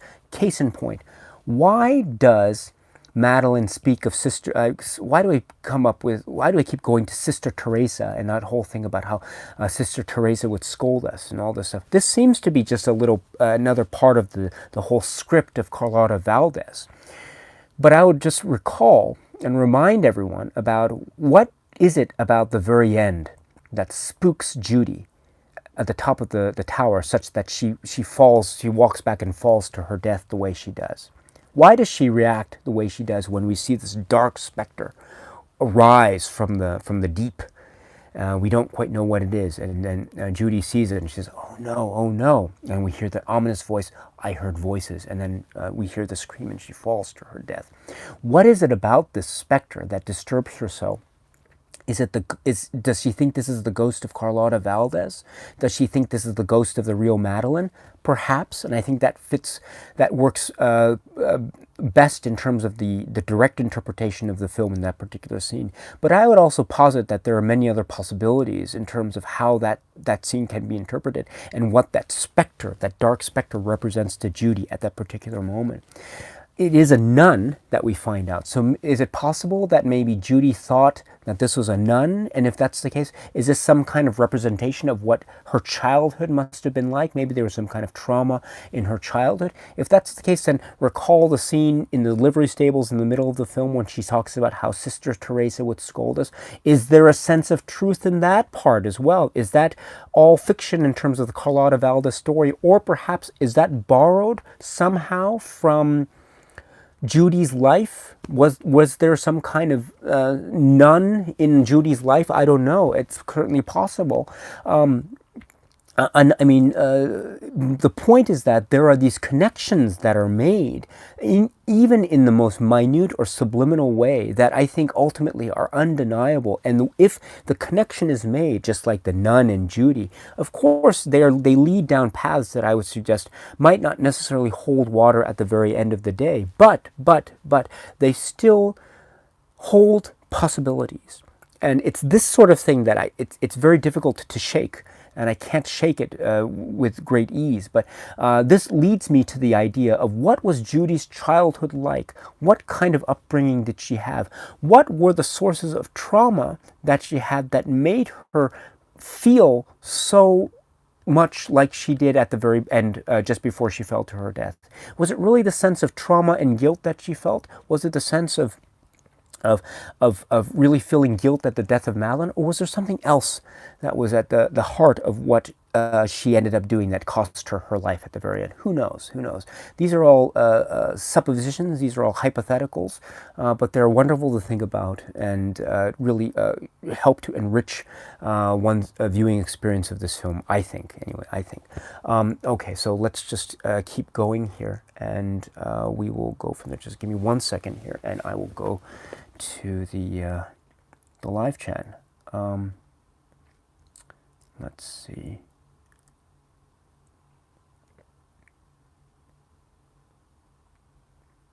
Okay, there's a lot of great comments here about. Oh, Trey's here. Hello. It's nice to see you, Trey. And let's see. Alan says Kim Novak is a siren in this film. Yes. She is, she plays the femme fatale. She plays two roles. She plays the ultimate victim in this film. And, I'm sorry, I have to mention this, of course. It's the most famous turn of the film. The fact that the story it's revealed 2/3 into the film. What to make of the remaining third of the film, right? It's from her perspective. And that's really fascinating to see, right? The film switches from Scotty's perspective immediately to Judy's perspective, and it becomes Judy's point of view, which is very, very unique and very, I think, very unusual, especially in this kind of genre film. And so it's been spoken about a lot, but I think it's meant to be from Judy's perspective, and it's the idea of the suspense that's generated of when will Scotty discover the actual truth, and that sort of thing. But it's also meant to put focus in on what I was referring to earlier, which is this idea of the depiction of the human psychology. We've seen the depiction of Scotty and Scotty's psychology. Well, this turn therefore allows us into a glimpse into Judy's psychology, and we can see also that Judy voluntarily goes into this relationship with Scotty. She had the opportunity to leave. She could have left if she wanted to, but she didn't. She could have left, but she didn't. This is almost like a repetition, a repeat of the kind of relationship that we understand that she probably had with Gavin Elster. She had a romantic relationship with him, and then he dressed her up, and he made her up, just like Scotty did, only better, in Scotty's words. Not only the clothes and the hair, but the looks and the manner and the words. And those beautiful phony trances and all that stuff, right? So Gavin made her up. Scotty makes her up. She knows that there's the same risk, but she goes into the relationship with Scotty anyway. So she voluntarily makes the choice to enter into the same or similar kind of relationship that she must have had with Gavin Elster at the beginning of the film, or what we can assume that she had at the first half of the film. So it's almost like she's repeating the same thing. She's repeating it. It's the same habits. Old habits die hard. They cannot be broken easily. And we see Scotty make a similar decision. We see Judy make a similar decision. And they both walk in and they both do the same thing that they were doing before. So it's the idea of these old habits cannot be broken. And the repetition is unavoidable. It's like the spiral. Everything comes back to the same point.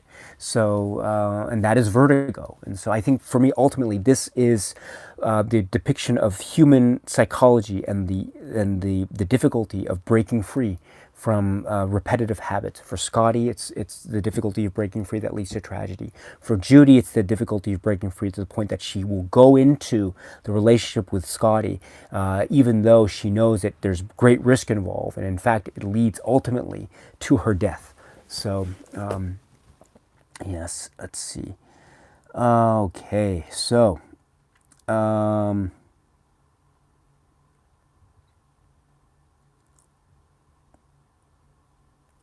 yes, there's talk about the damnful idealistic crusaders here as well. Yes, yes, and Wolfgrat says, she ran up to stop it, but stop what? You're right. What was she in fact going to stop? It's wonderful to ponder that. I'm not quite sure actually. We can assume that she was gonna stop.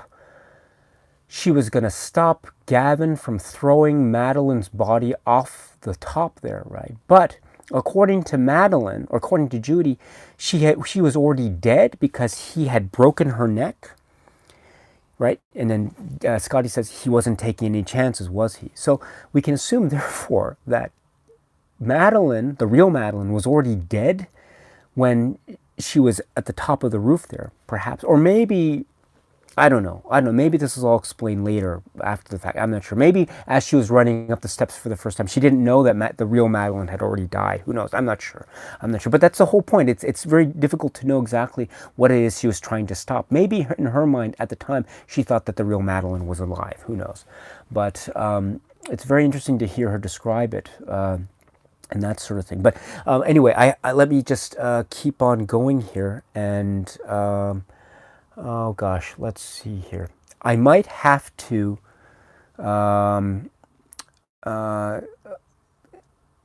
what's it? The battery power on my iPhone is running low, so I might have to do a little bit of, I might have to unplug my mic somewhere along the way, and if that's the case, then it'll just be the iPhone mic and the sound won't be good. But I hope you can understand. I'm just going to give you some head warning in advance because the battery power is running low. So if that happens and I'm not finished with my conversation, then I'm going to have to unplug the mic and then plug in the what do you call it, I'm losing my train of thought here. The charger. Okay, so just giving you a heads up here, just in case. But let's just keep on going here with as much as I can before I call it a day. But where was I?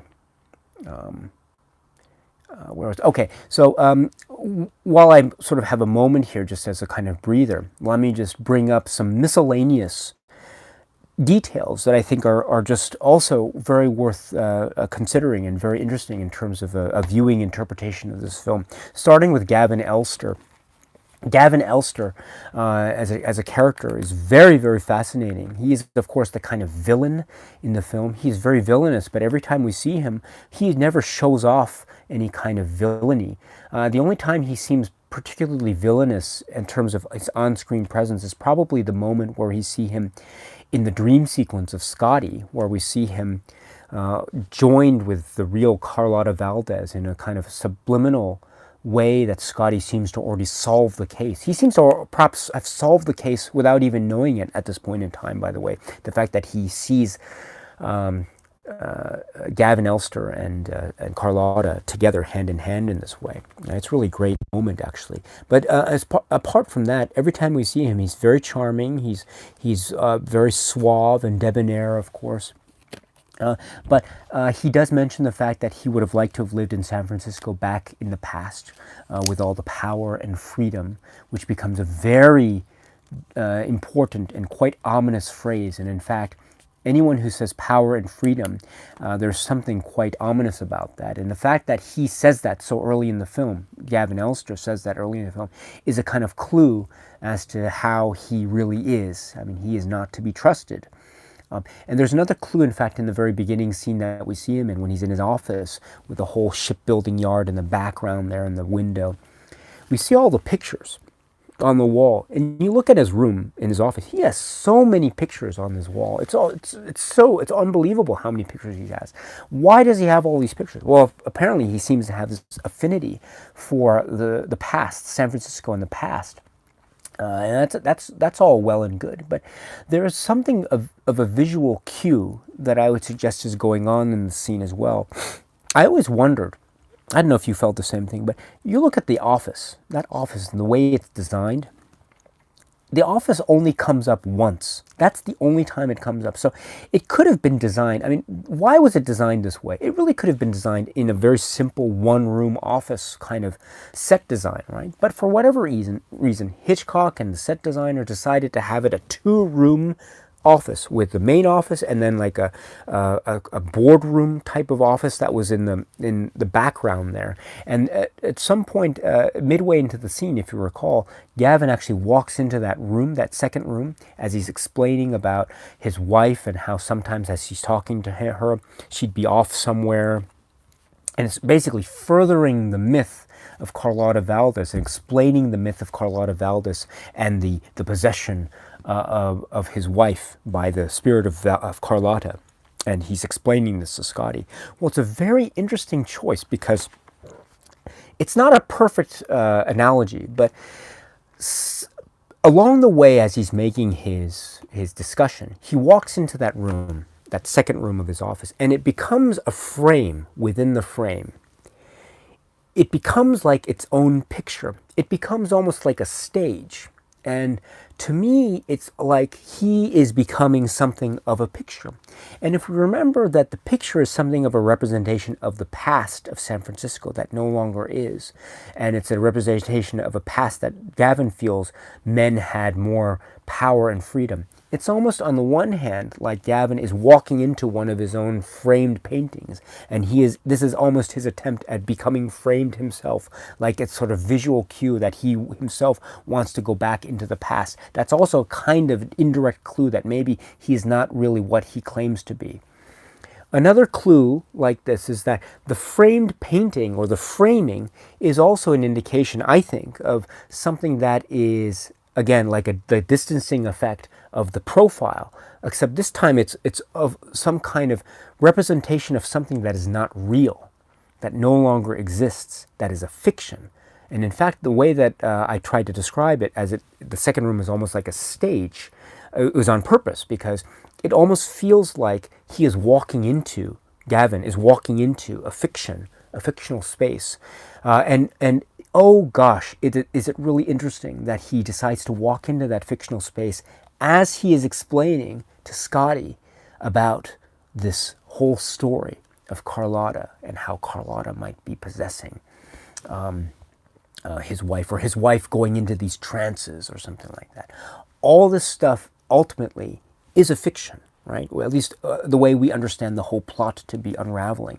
And so that is such an interesting interplay, even in that office scene, which can be potentially just a boring, dull, plot exposition only scene. It's dull, nothing, but that's what it is. And it's even made so much more complex and fascinating, the fact that Gavin is sitting by the window, and we see in the background through the window all the shipbuilding stuff and all this stuff. And then we see on the other side all the stuff with the pictures and the whole past of San Francisco, and all this, these two worlds are colliding, and it's almost like he wants something in this world that he doesn't have in this world. And in fact, that is exactly what Gavin Elster's position is at this moment in time. Right?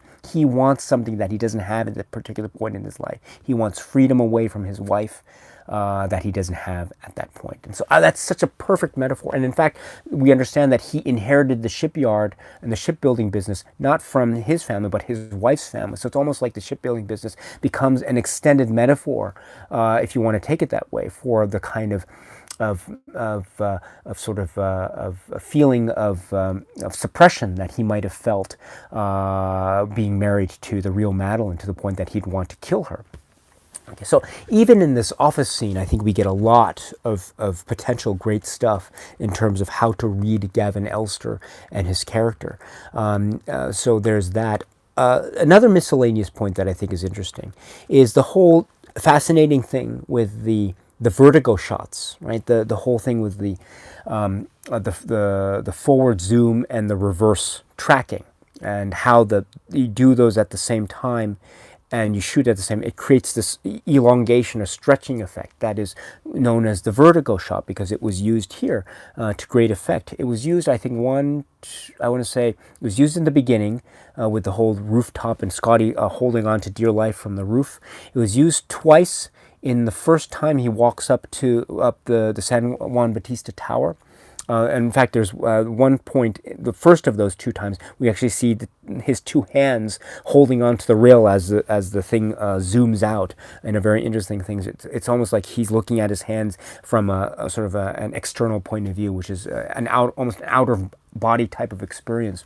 And if that's the case, then even these vertigo shots can be interpreted as being out-of-body experiences, almost like being shot up from the corporeal to the ethereal. I don't know, but in any event, I'm sorry.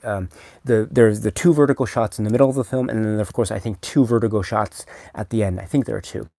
So those are very fascinating shots in terms of effects-wise. There's also one really fascinating effects sequence in the middle of the film, which is the dream sequence, right? And this is the sequence that is supposed to represent the sort of breakdown that Scotty has. Isn't it interesting that no vertigo shot is employed in the dream sequence? And I always thought about that was kind of weird. You'd think that in this moment of ultimate trauma, you'd think that there would be one vertigo shot in the dream sequence, but there isn't anyway. There's a kind of there's some flashing lights, which I was trying to suggest is a nice subliminal link to the way that lighting is used much earlier in the film in the Argosy bookstore and Pop Label. But there's flashing lights, and there's animation, and there's this thing with the floating head and the falling body and all this stuff that happens. And the use of color, of course, it's very striking, and the music, of course, adds to the effect. But also, it's very surprising to me that there's no use of a vertigo shot in that case, even if it is something that was used before. And I don't know why that is. I think it's gosh, I'm not quite sure why that is actually. And instead, perhaps, it's almost like, as I was trying to suggest earlier, the vertical shots are being used in a way that's almost suggesting the spirit leaving the body, and the moment of death of a particular person, or the point of view of that anyway. This idea of being stretched is almost like the spirit leaving the body, that sort of thing. Where I think that kind of effect isn't necessarily applicable to the dream sequence, because we're not talking about any kind of immediate danger, as it were. But that's the best that I can do as far as the lack of a vertigo shot in the dream sequence is concerned. I don't know if you have any better ideas than I do, but I struggle with that very much. And let's see here. Oh yes, Damnful Ideas Crusader says the dream is a nightmarish mishmash of Madeline's stories, but it's most likely Scotty's subconscious trying to tell him something is wrong with what has happened. Yes, and in fact, the whole the inclusion of Gavin with Carlotta is perhaps his subconscious trying to tell him what the truth is. And in fact, early on in the film, there are moments, as I was trying to suggest, that maybe he might have gotten on or caught on to the truth when Madeline comes into the apartment and she is so rehearsed with all the things and the descriptions of the church and the courtyard and everything in San Juan Beach, and he says, "You've been there before, right?" And she has, no, never. There's a moment where you can sense that maybe that's Judy kind of being in a panic, saying that maybe she was over-rehearsed and he caught on. But of course, it didn't end up that way. But maybe that was his subconscious. That was the detective side of his brain really trying to put two and two together. That was the Midge part of him saying that what she's saying is really nonsense. But who knows? Yes, maybe the dream is a subconscious effect or attempt at telling him what the truth was. But it's still a quite fascinating thing that that moment, which is supposed to express the ultimate downfall, or the ultimate fall from grace, as it were, for Scotty, is a moment that doesn't include the vertigo shot. But oh well, oh well. I wouldn't call that any fault, but I would just call that an interesting detail. Let's see. Okay, I think what I'm going to have to do is let me just take a quick break, and I will plug in the charger here, because I only have about less than 10% on my phone. And so I will plug it in, and just give me 1 second while I plug it in. I'm going to have to plug out the external mic, so the sound is going to be very bad. So I apologize in advance, but I hope you can understand, because I do want to keep on going. It is still, what is it? I've been talking for about an hour and, or no, 2 hours and 2 hours and 20 minutes, I think. It's not quite damn fool idealistic crusader levels, I admit, but it's still pretty long for me. So, but I'll try to keep on going for another 20 minutes or so, maybe even longer. But just to be able to do that, I need to plug in. So just give me 1 second here while I just unplug my mic and plug in the charger. I'll be back in 1 second.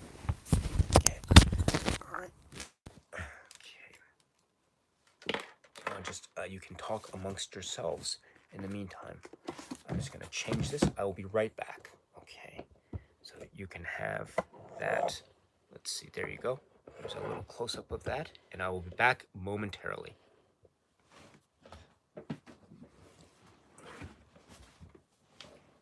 Let's see.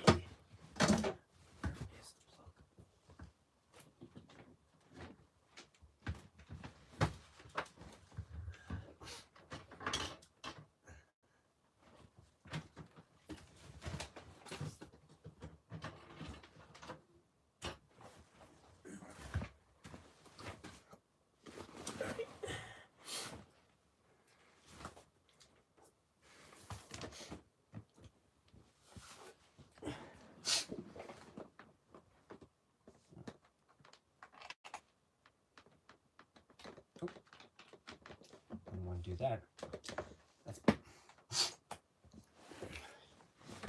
Let's see here. All right, let's see if we can do this. There we go. Sorry about that. And I am back. I hope this works. Give me 1 second here. A little bit closer, just to take care of the sound. I hope you can understand. How is that? Is that okay, my friends? I hope that's okay. Sorry about that. I just needed to reset here, and I'm a little bit closer to the phone because of the mic issue. So I'm working off of the mic off of the phone. So you're getting maybe a very uncomfortable close-up of my face. So I apologize for the uncomfortable close-up, but I hope that I hope you understand. Again, I really apologize, but the phone battery power. This is the only thing I could do to keep it from falling apart. So, okay, let me just go to the live chat here, and let's see what we can do. Is the sound okay, by the way, my friends? I hope it is. Let's see.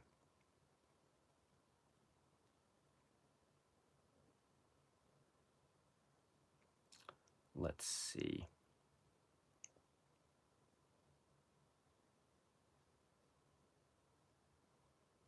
Oh yes, Damnful Ideals of the Crusader. Yes, you say. My favorite bit of trivia is that the original book, it was written specifically because the authors, Boileau and Narsajak, heard Hitch wanted to do their story that became Diabolique. Yes, so they wrote from among the dead for him. Yes, yes, that is a very famous bit of trivia. I don't know if have you read the book, by the way. It's a very interesting read, and uh, you also go on to say the office staging. So this is the office of Gavin Elster. With the historical items mixed in with the tales of old, is planting subtle ideas and notions in Scotty's subconscious to help sell Elster's story and to set Scotty in his fiction. Yes, it's the perfect place of the presentation of fiction and the way in which these artifacts of history are being used in very subtle and not so subtle ways. So I agree completely. And even just adding in that extra element of the staging of the room in the back there. I mean, it has no function in the rest of the film other than as a kind of stage, and it's also a framing device as well. Um, let's see. All right. Um, yes, Damnful Ideals of Crusader is saying, yes, I've always meant to read the book. Yes, I've actually read the book in English. There is an English translation that was made very fairly readily available. I have it here somewhere, but it's an interesting read. You know, my French is not good enough to be able to read it in the original French, unfortunately. But uh, it's a kind of a um,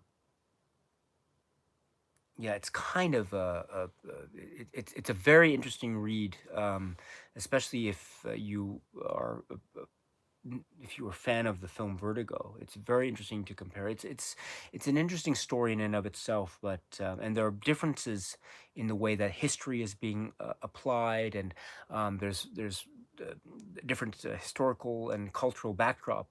It's not, of course, San Francisco, but it's a completely different world. But it's still very worth reading, I would suggest.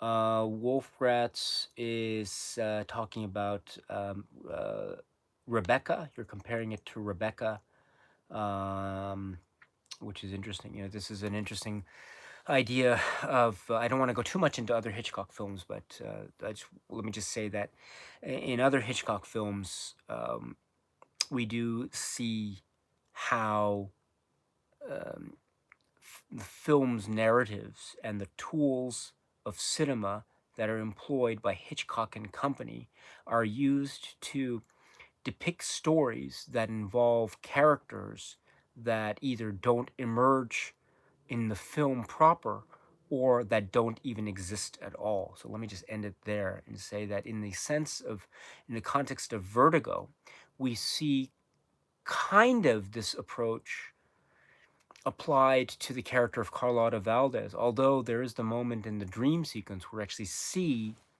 what we can imagine being the actual Carlotta Valdez for two glimpses.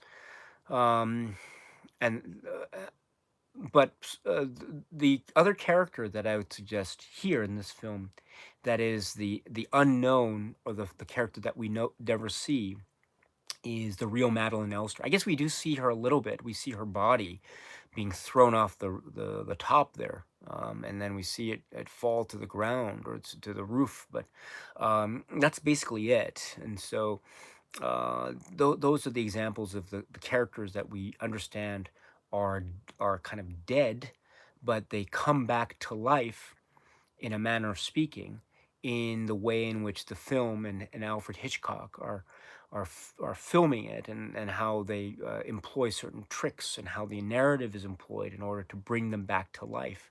And I mean, I mentioned how I don't think the Scotty's obsession borders along this idea of necrophilia. I don't think it's that case at all. But there is this idea of the film that is very prevalent, of course, which is the notion of bringing things back from the dead.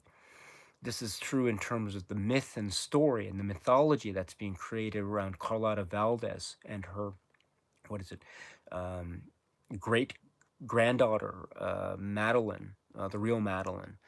There's also the real Madeline and how she is kind of coming back from the dead, also, so to speak, in the second part of the film, in a sense.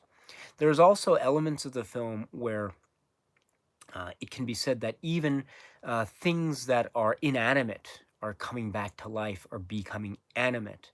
I mentioned that I took a class at in my college called Close Analysis of Film, and this was a time where I was in the Vertigo group, and we were asked to talk about certain aspects of Vertigo. Well, another classmate of mine was talking about an aspect of Vertigo, which I thought gave a really great title to, and I'm going to borrow his phrase, which is the film, in many respects, is about animating the inanimate. It's about animating the inanimate. It's doing this in very direct ways, but also very subtle and quite nuanced ways. An example of a direct way that this film is talking about animating the inanimate is with the storylines of Carlotta Valdez, and then later with the real Madeline. It's the idea of Scotty turning Judy into Madeline. It's the idea of Gavin proposing or putting forth the story, which is really a falsehood, but it's the story of the spirit of Carlotta possessing Madeline. So it's this idea of bringing the dead back to life in some narrative form. We also see this kind of played out in other parts of the film, of course, as well. The idea that things kind of act in a supernatural way that don't necessarily bend towards the natural rules of physics, at least the way they're dealt with in sort of the movie world. One very subtle example is the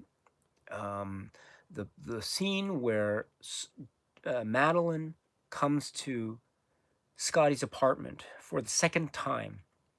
This is after they've had their first kiss against the crashing waves of the cliff face there. And this is after Scotty has had his very disastrous the Midges joke was a disaster, and then he's seen wandering the streets alone in the night, and then he's seen in his apartment, which must be early morning, and then we see Madeline at his door, and she's talking about the dream, which turns out to be San Juan Bautista. And then she goes to the desk and she describes the dream further about how she finds herself standing in the courtyard there, and then she walks to the church, and then there's darkness that envelops her. If you notice the way that the scene is cut, it's her looking to the left of the screen, and there's the lamp on the far left part of the screen. And then it cuts to Scotty. It's a very interesting piece of framing. It's not like Scotty is looking at her from the opposite direction. What's it called? Like a two-shot. But he is looking at her kind of from the same direction. So it cuts to him from a slightly different angle, but it's him looking in the same direction, which we assume is looking at her.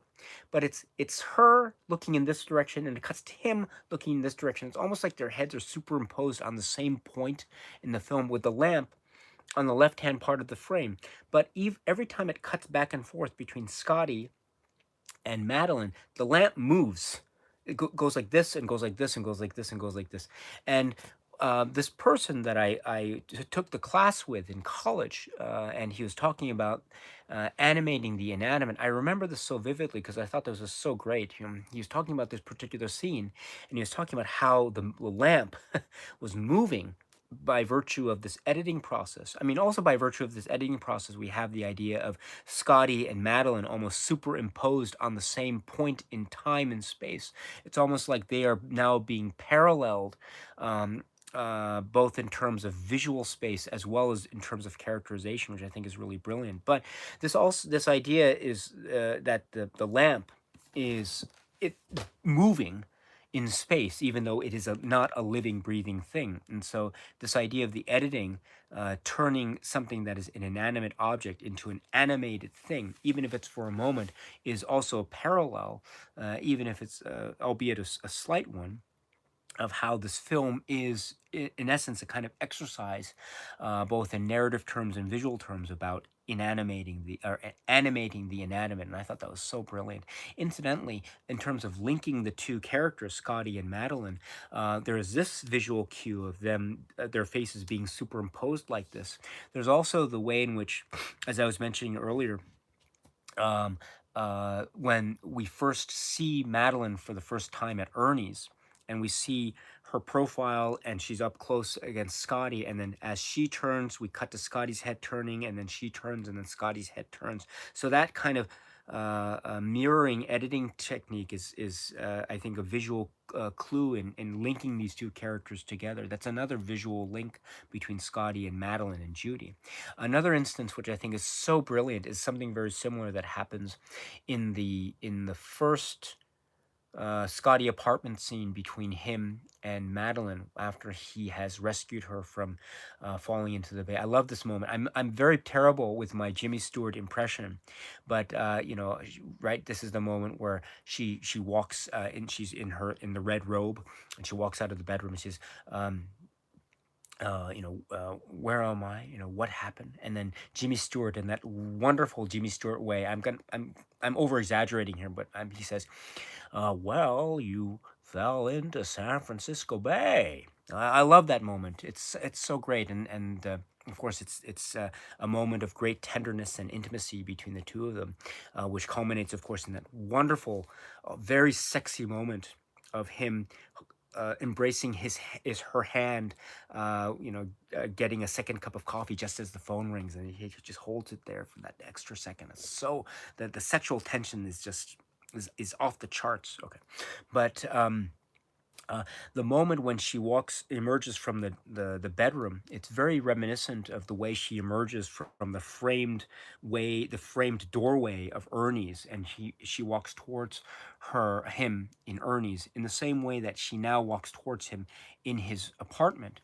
And I think that's so great too, because there's a further linking, because as I said, in the Ernie sequence, there's a way in which the two of them, as their heads turn, they're linked in a very creative editing sequence. Well, a similar sequence happens in this apartment scene, because as she walks towards him, there's a certain bit of editing that is mirroring their actions in a way that's showing the similarities.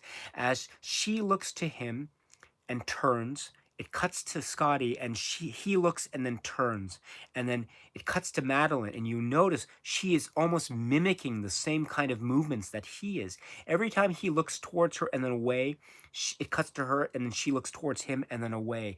Every time he then looks towards her and then the fire, she then looks towards him and then the fire. Every time then she kneels down as he places the pillows on the floor for her to sit. She kneels and then cuts to him kneeling onto the side of the chair there, and then she kneels, and then that's the sequence. But it mirrors back and forth between the two of them, back and forth, and their actions are parallel. They're almost like they're mirror images of each other. And that's another beautiful visual cue of how these two characters are really being linked in many ways. Wonderful filmmaking. And the music score, I haven't even spoken about the music score, but Bernard Herrmann composed and conducted Muir Matheson, so at least according to the credits anyway. And so this is the score that is just unbelievably sublime. This film would be absolutely nothing without the Bernard Herrmann score. And case in point, my friends, the score that is used here, it's on the soundtrack, it's called, I think, By the Fireside. This is, I think, my favorite track of the soundtrack as it's available commercially. I listen to this on repeat very, very often. It's so evocative, and the way in which those string instruments are just so deep and heavy with sort of a longing and almost a remorse in them, and very just so tender and touching and rough and full of a lot of meaning and almost pain, as it were. A really great soundtrack, a great example of music in a film that is filled to the brim from beginning to end with, I think, perhaps it could be one of the greatest soundtracks of a film ever. Um, Incidentally, I should mention when I'm talking about the music, before I get to the live chat, the whole thing about the restoration of the film. You know how the film was restored in around the mid '90s or so, and the picture quality was restored and the color coding was restored. But one of the things that was also restored was the soundtrack, the sound. And the sound was restored in a very peculiar way, as some of you may already know, such that if you listen to this, to the 5.1 stereo track that's available, for instance, on the Blu-ray here, you'll notice that there are many points in the film where the sound just is off. It's there's too much echo. It feels like it's a different part of the oral plane, as it were. Those, when I first saw the restored film, remember the first gunshots that you hear on the rooftop, and they just echoed in a very unnatural way that wasn't part of the film. They felt like they were around you rather than coming from the screen. And there's something about something that was a mono soundtrack that came from the screen that had that in a very interesting way has its own authenticity. And that authenticity was lost when you heard this new restored track with these moments that suddenly turned stereo in this really weird way. The gunshot was one example. Another really off-putting example was the moment when the two of them, Scotty and Madeline, kiss for the first time in front of the crashing waves. Suddenly the music turns into this weird silent thing, and then the waves crash, and suddenly it's this odd, unnatural sounding wave crashing sound, which always threw me off, and I thought that it just was a little bit of a spoiler in what was otherwise such an iconic, beautiful, romantic moment of the film.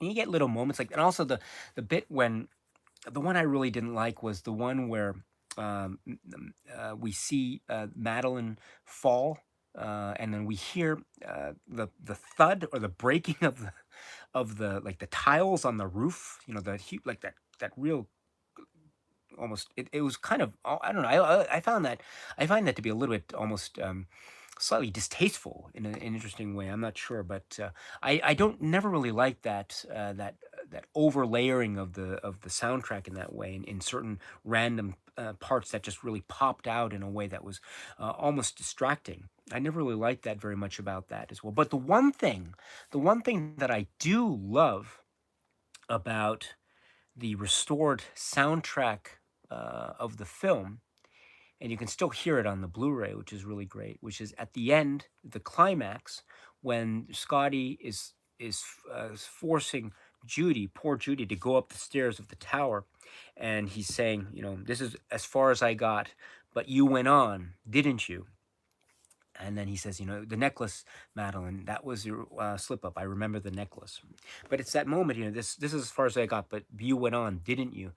In the the unrestored older soundtrack, there's a little bit of the music cue that's faded out, and you can't make out how that music cue ends.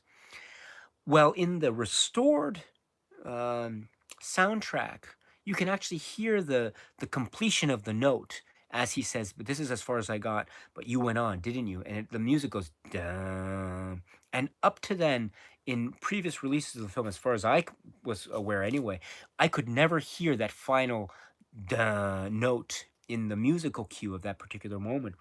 So it's really lovely to hear because that has a sense of finality, and it really, that finality in the music really punctuates that moment too, because it's that very moment where Scotty, he already knows, but this is the moment where he says out loud to Judy, you went on, right?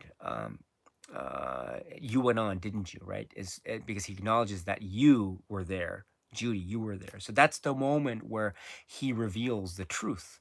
And it's at that precise moment when the music does that wonderful little final note. And it's great to hear that in the restored soundtrack. Even though there are many other flaws with the restored soundtrack, in my opinion, I still think that moment is a great a wonderful moment of the film. Incidentally, also, the restored film I think is really great and all, but if you notice at the very end, the very end, the last shot, when the nun's saying "God have mercy" and she's ringing the bell. Oh, that's another thing too about the restored soundtrack. That bell sound that they add on the end. Ugh, just I don't like it. But just listen to the older the unrestored soundtrack when you watch this film. It's much better. But there's a moment when the camera zooms out, and it's the last shot where Scotty walks onto the ledge, and he has that pose which he held in the dream sequence. It's a wonderful Jimmy Stewart broken pose, Well, if you notice, I feel bad mentioning this, but if you notice at the very right part of the frame, just as the camera zooming out, you notice the shadow of the camera actually on the wall, the plaster wall. And so that was the one thing that always kind of brought me out of the film in a certain way at a very key moment, is as this very heightened moment of drama is happening, the camera zooms out and you can actually see um, the shadow of the camera on the wall there, if it's just for a little bit. And all throughout the years, I've always tried to make excuses for that. This is maybe it's sort of a meta way of showing film within a film, or we see the camera within the universe. So it's almost like this is a projection, an outward projection of Scotty at his lowest ebb, or something like that. But it is what it is, which is just a little mistake in films. All great films have those, and so I think it's interesting to have that as well, even if it's just for a split second. Um, but Yes, and also I should mention, before I go to the live chat and just call it a day. I'll just say that I forgot to add earlier, which is the whole idea of Scotty and his psychological state of mind. And the possibility that Scotty's psychological state of mind might have been, how should I say, there might have been issues with his state of mind prior to the start of the film, as suggested possibly by how the character of Midge reacts to him. And I think this is also further helped by an interpretation of one of the mysteries of the film, which is the McKittrick Hotel sequence. And as you know, the McKittrick Hotel sequence is very important in terms of the mythology of the Carlotta Valdez storyline, because it's meant to be the home of Carlotta Valdez that was built by the man whose name we don't remember. And I think it's also important that the name we don't remember is a significant line, because that's supposed to be a stand-in for what will eventually be Gavin and what might potentially also be Scotty himself. But anyway, the McKittrick Hotel is the house that was built for Carlotta. It's also now the hotel that we see Scotty follow Madeline to, and we see Scotty watch Madeline go up to the second floor, some room in the second floor. And of course, this is very famous because it's the mystery of what happened to Madeline. Because according to the old woman who works there, and according to what transpires in the film, Madeline wasn't there at all, and her car is gone also. So the mystery is what happened. What was this whole sequence about? And there have been many ways of explaining it. Of course, some people saying maybe there was there's elaborate ruse of how Madeline escaped. I mean, that's really quite possible. I mean, we've seen in other parts of the film that she leaves apartments rather quickly. Remember the first time she's at Scotty's apartment, she's in a state of kind of undress, but then she dresses very quickly if you time it, and then she leaves the apartment and goes into her car and drives away. So it's very possible that she left in a very similar state of promptness from the McKittrick Hotel during that early sequence. It's also very possible that this was all in Scotty's head. It was something that he imagined, and perhaps if this was Scotty's imagination, that could be an indication of maybe his state of mind is becoming, I don't know, obsessed with Madeline. That's how it's usually been phrased, but there's a sense maybe this is the beginning of his obsession with Madeline, so much so that he is seeing her in places that she isn't really appearing. Who knows? Or another possibility, of course, is that this is just a one of those movie tricks, one of these movie bits of movie magic that we're not really supposed to concern ourselves with in the very long in the long run, because this is a minor question relative to the more major questions that the film poses as we go along. So there are many considerations about this, and there are other considerations as well, but. Just something to think about, I suppose. But anyway, my friends, let me now go to the live chat, and now it is 1:50. So I've been talking for about 2 hours and 50 minutes. So let me just go to the chat, and then after that, I will wind down my discussion and then call it an evening. So, okay, so let's see here. Excuse me.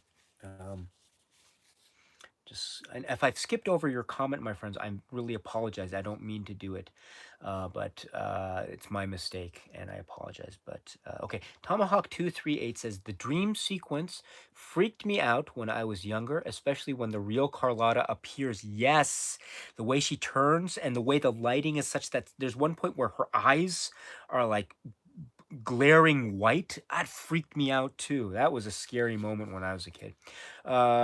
And oh yes, the Evangelion set is here. Yes, as well. Let's see. Oh gosh. Um, let's see here. Just skipping around here. Um, all right. Tomahawk said 238 continues Herman's best score in my opinion. Damn Fool Idealistic Crusader continues. The Herman score still has the power to absolutely pulverize me. Yes, Tomahawk 238 says, love the scene done more track. Yes, of course. I didn't even mention, thank you for mentioning the scene, of course. I didn't even mention that the other way that the characters are linked, of course, is the camera movements. And the most famous movement of the film is the what is considered, I think, to be the climax of the film, which is really the love scene in the film, which is the emergence of Judy as Madeline in the Empire Hotel at the very end, and her transformation is complete, and the music swells to this beautiful. It's perhaps the best moment in the film, music wise, of course, but it's also the most famous. Revolving tracking shot around the two characters. We start with Madeline coming from here, and then Scotty here, and then they kiss and they embrace, and it does a 360, right? Is that right? It does a full circular movement there, and along the way, of course, the background, it's background projection, of course, because then it turns imperceptibly into the inside of the stable, the livery stable at the San Juan Batista, which is meant to evoke the moment, the last moment that Scotty and Madeline were in embrace, and Scotty said, "I love you," and Madeline said, "I love you too." So that's the last moment of their true love and embrace. It's returned. It's almost haunting him in a way, which is an interesting expression that he has on his face. But it does a full 360, which is very reminiscent too of the other times in the movie where we see the camera do not a 360, but it does a kind of 180, or does a similar movement like this from left to right, or sort of counterclockwise, right? We see this, I think, twice. And in fact, there's another example where it's done after the scene, which is very interesting. So earlier in the film, we see where, for instance, Judy, after Scotty has come to the hotel, Judy is panicked because now she's writing the letter, and she's revealing to us, the audience, the truth. And this is where the camera starts with her in profile, and it goes around. It goes around the lamp as she's writing. She's giving us the story, and again, she gives that line. I love the way that she says it. The story was part real, part invented. I love that pause that she says. But anyway, and also there's a great little thing of imagery in terms of linking to the idea of the profile and the shot straight on of someone's face, because the movement starts in profile and it ends with a shot straight on. So if you start in profile, it's almost like this is the moment where we're most confused about what is going on, what is the story. But as she's writing the letter, the camera slowly goes to the front of her face, and she reveals the truth through the narration. And so it's almost like through the revelation of truth, the what becomes distant and unknown to us, as exemplified in a visual metaphor of the profile, slowly becomes revealed to us as the camera then reveals the front profile of her face. So I love the use of the profile there. It's really great, but it's also linked to this idea of the movement of the camera that is sort of a movement counterclockwise. It's not a full counterclockwise movement, but it's just a partial one that we see. We also see a similar counterclockwise movement when Judy is talking to Scotty in the apartment, and she's giving in, saying, if you want me to wear the clothes, I'll do so. And the camera moves, and it moves towards a view of his face and his eyes looking on her hair. And he says, the color of your hair. And he wants her to do that final choice of changing her hair color from brunette to blonde, of course. And he gives that line, which is, Judy, it can't matter to you. And I remember that line in the theater when I saw it in New York City many years ago, and the audience just erupted in laughter. Such a funny line. Of course, it's the ultimate sort of indication of just how far Scotty is in terms of his obsession. He doesn't even care, doesn't realize that, of course, the color of one's hair is very important to someone. Well, what are you talking about, Scotty? But anyway, I just remember that. But the camera movement was very similar. And so we have the camera movements in this sense, I think, are wonderful in that they're also very suggestive, I would suggest, of this idea of a turn or revelation even within a particular character. In the hair, in this movement where Scotty is talking about, is thinking about the hair color, I think he's making that realization as she is talking to him. So it's almost like the realization is turning the gears in his head as the camera is moving around him. It's a wonderful outward expression of an internal mechanism in his mind, perhaps. The same is true, perhaps, I would argue, for the letter sequence with Judy as she's writing. It's like she's writing and she's almost resigning herself to running away, telling him the truth and running away. But of course, at the end of that sequence, what happens? She stands up, she tears up the paper, and she throws it into the trash.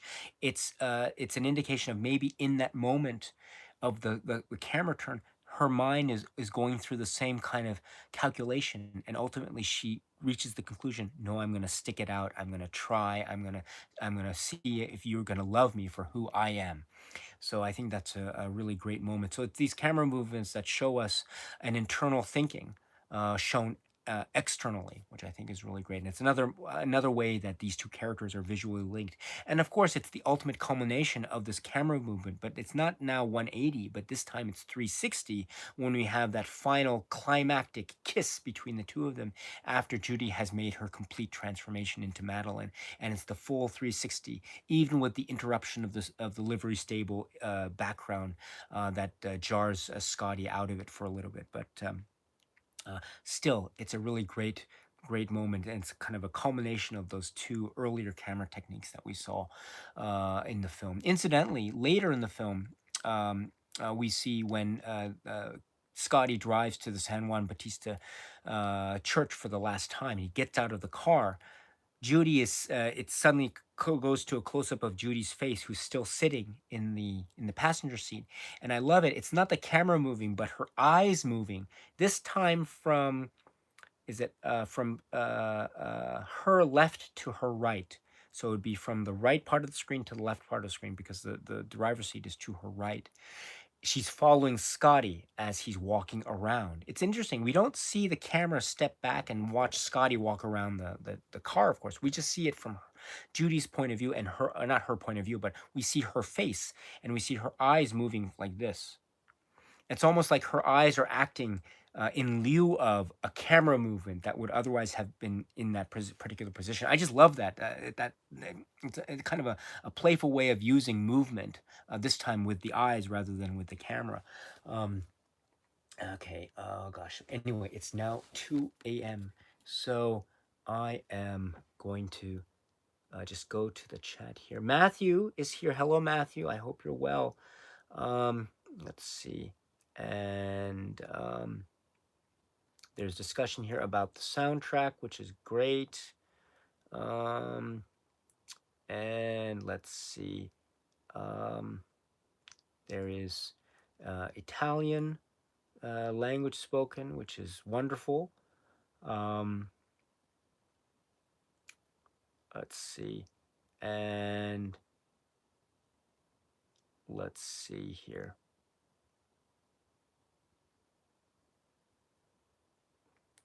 All right.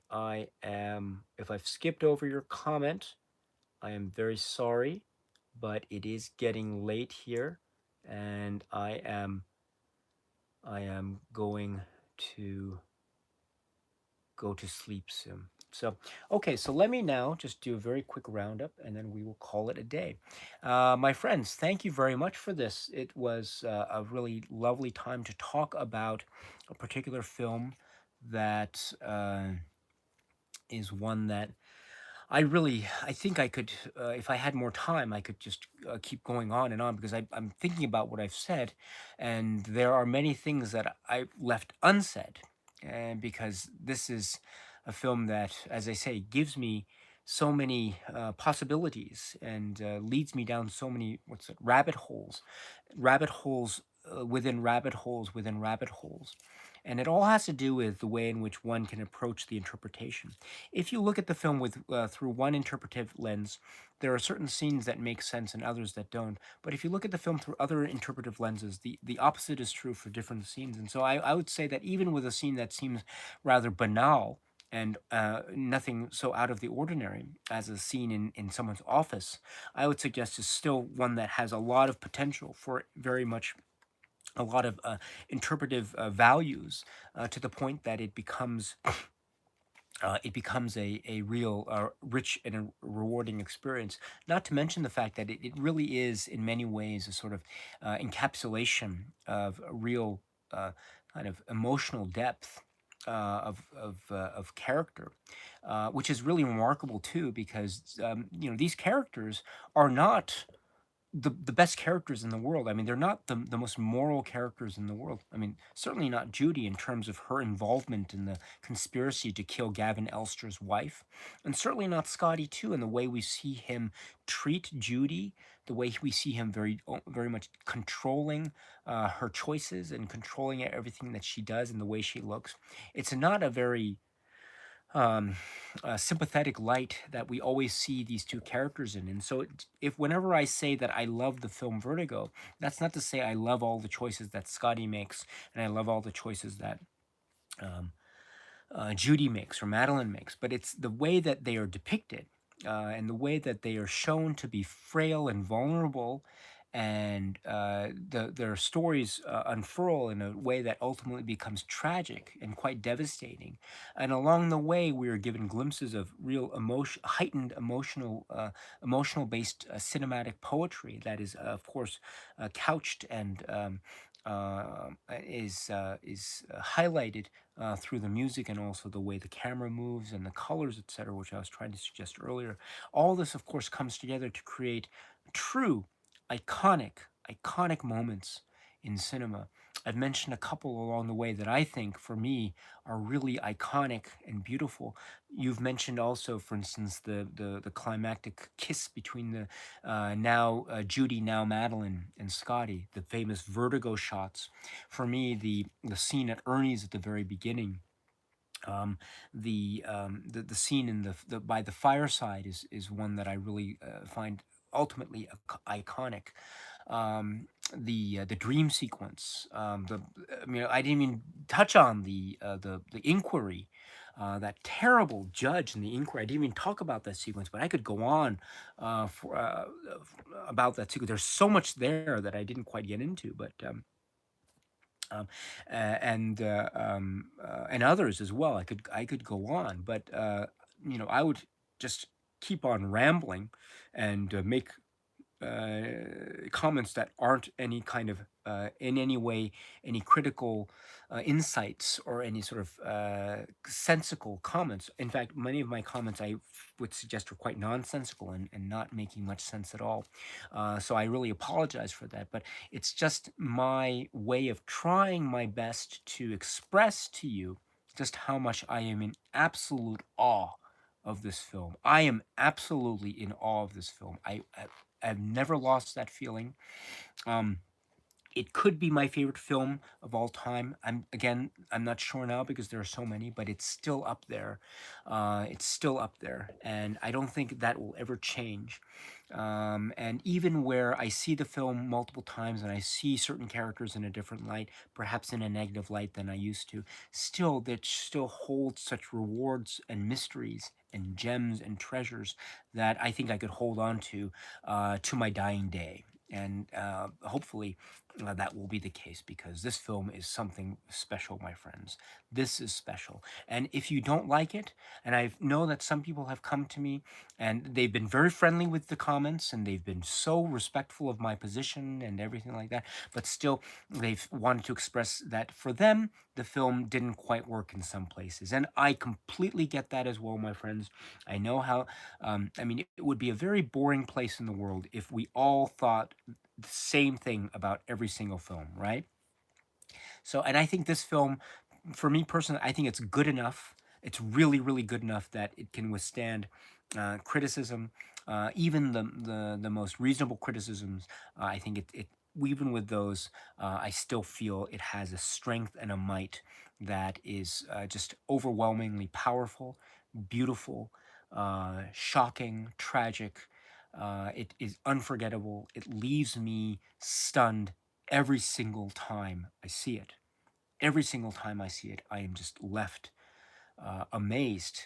I'm just left amazed. I mean, just thinking about just all the stuff that happens in the film in the last like 60 seconds, all the stuff that happens, it's like a whole lifetime of events happens and explodes within those final 60 seconds. It's amazing just how much um, stuff happens. And that's just an example of how the more I think about it, the more it amazes me, and it marvels me, and it attracts me, and it makes me happy and sad, and it fills me with a lot of delight and mystery and frustration and horror and suspense and dread.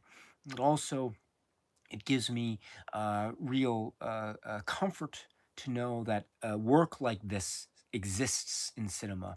And I feel so fortunate and lucky to have been able to have seen it the way that I have throughout my life. And hopefully, my fortune and luck will continue in that I will be able to continue my journey throughout my life and watching this film as I get older, because I hope that this film will still keep teaching me and keep showing me new tricks up its sleeve, and I hope it keeps showing me more of its mysteries that hopefully will unfurl as the days and weeks and months and years for me progress. So this, my friends, is in a nutshell, in a very long-winded 3 hour plus nutshell, this is my way of trying to express to you how much I really love and admire this film, which is called Vertigo.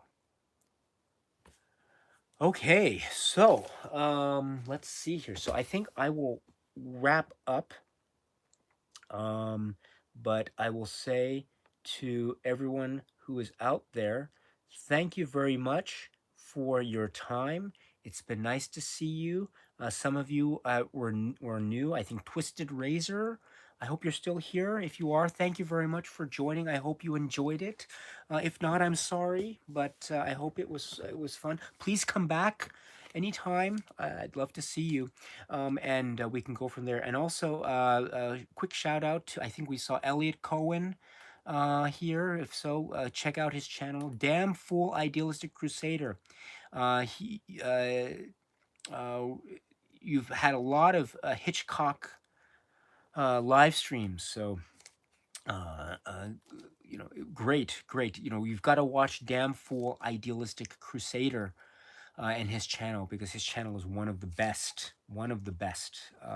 It's great, and as I say, I get tired after 3 hours of live streaming. You imagine, right, what he must feel after 5 hours. is it 5 hours of live stream? I don't know. I don't know how you do it. Damn fool I do as a Christian. But you have this a stamina that surpasses mine every day of the week, and I for one am grateful. So thank you very much. Thank you for your comments, and everyone else in the chat. I really appreciate it. It's been great, really great. Now, I will make an announcement about this later, but I guess I should say to you now, for those of you who are still here, um, the next live stream. Okay, so now it's well, it's now Sunday here, but March 21st, 2020 Saturday was today, and so what I want to do is I want to announce the next live stream. The next live stream I want to do is April 11th, 2020. So that's Saturday. I will make an announcement about this later, my friends. But I'm sorry I didn't do a poll, but it was a little bit difficult for me to try to figure out what films to talk about. But if you don't mind, I'd like to talk about a filmmaker or a film by a filmmaker that I haven't as of yet spoken about with any particular detail. I have mentioned this filmmaker before in a video or two, but not with any particular detail or not on with the focus on any particular film. So I'd like to remedy that in the next live stream, which will take place 2 weeks from now, April 11th, Saturday, 11 p.m. Tokyo time. I will make an announcement later in due course, but just in case you are interested, the film that I will be planning to talk about is one that was released in 1981, and the filmmaker is David Cronenberg. So the film is Scanners. So I will be talking about Scanners 2 weeks from today.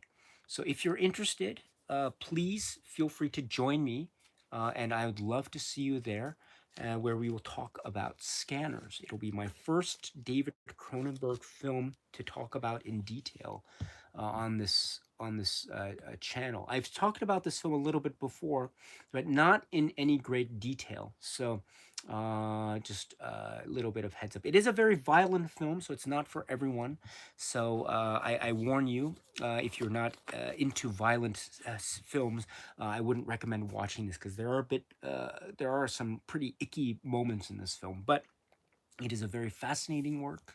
It is one that I think is really worth talking about. There's some exquisite details here that I can't wait to hear your thoughts on. But I will make an announcement about this in due course. But in 2 weeks from today, my friends, Scanners. Okay, so with that, my friends, thank you very much. And I hope that you are well. And please take very, very good care of yourselves, my dear friends. Very important. Please take excellent care of yourselves. You know what I'm talking about, right? With the stuff that's going on in the world. So take good care of yourselves and your friends and family, and please be well, or as well as you can be. Whatever the case may be for you in your particular neck of the woods, if you can, I mean, what can I say except I know it can be somewhat stressful, or even very stressful, and quite potentially very difficult right now for a lot of people. And so, once again, my warmest, deepest regards to all of you during this time. And I really mean that. And I hope you are very, very well. And that if you have the time on your hands, just keep watching films, be well, take good care of yourselves, stay safe, and just do the best that you can. There are things that the world is not a pleasant place sometimes. I know that, but please, everyone, take care of yourselves and do the very best that you can. because that is very important, right? And then if you have the opportunity and if you're up to it, watch a lot of movies and let me know how your movie watching is, because as always, I would love to hear what it is you have to say, my dear friends, my dear friends. Thank you very much for putting up with me throughout this 3-hour ordeal. And I hope you are well and take good care of yourselves, and see you again very soon, my friends. So thank you very much, and cheers. Okay. Ooh. Let's see. Ow. Oh, and you say avoid bell towers. Damnful idealistic crazy. I didn't even mention. There's a great bell tower sequence in the film Psycho 3. I don't know if you've seen Psycho 3, but I love that film, Psycho 3. Man, I should have chosen Psycho 3 instead of Scanners for the next live stream chat. But oh well, I already made the announcement, but oh well. Psycho 3 is so great. It has all those homages to Vertigo, of course, and it's directed by Anthony Perkins, of course. And it has also, it's got a great um, um, what is it? It has a great score. Carter Burwell does a score. What a great! There's a particular moment where Anthony Norman Bates is walking from the house down to one of the motel rooms, and there's this wonderful score. I forget the name of the track on the Cycle 3 soundtrack, but it's such a great score. It reminds me a lot of a Giallo film. But that has a great bell tower sequence too. I think in the beginning of the film, and that's talk about an opening, a very memorable opening to the film. Psycho 3. That's also a very violent film with a lot of there are a lot of nasty bits and some moments of sex and nudity. I think not as much sex, but the suggestion of sex, I should say. But there are really great moments in that film. I actually prefer that to over Psycho 2, but I don't like any of the other films after that, and I haven't seen any of the what is it, the Bates. I've seen the TV pilot of Bates Motel. Um, I remember I recorded that off of TV, and I watched it over and over again. I really liked the Bates Motel pilot. I wish they had turned it into a TV series, but oh gosh, it wasn't meant to be, I suppose. But I haven't seen the more recent TV series at all. But I've heard mixed things. I've heard mixed to positive things about it actually, but I haven't seen it. Um, why am I talking about? Oh yes, because of the bell tower. Yes, there are many bell tower sequences in many films, and Psycho 3 is one of them. So. Yes. Anyway, let's see here. All right. I am just rambling. So, all right. I will be here for. Wolfgat says, "Oh, the stranger, Batman. Of course, Batman. That's a good one. Maybe that should be a topic for another video. Bell towers in cinema. What are your top 5 favorites? I don't know. And anyway, my friends, I guess I should be going, but I enjoy your company. So I'll be here for another minute or so. And thank you. Magnus is here. Thank you very much, Magnus, for joining. I'm very glad to see you. And I hope you have a great rest of your day, my friend. And take care of yourself and be well. Stay healthy and be well, my friend. Tim Black Narcissus. Yes, of course.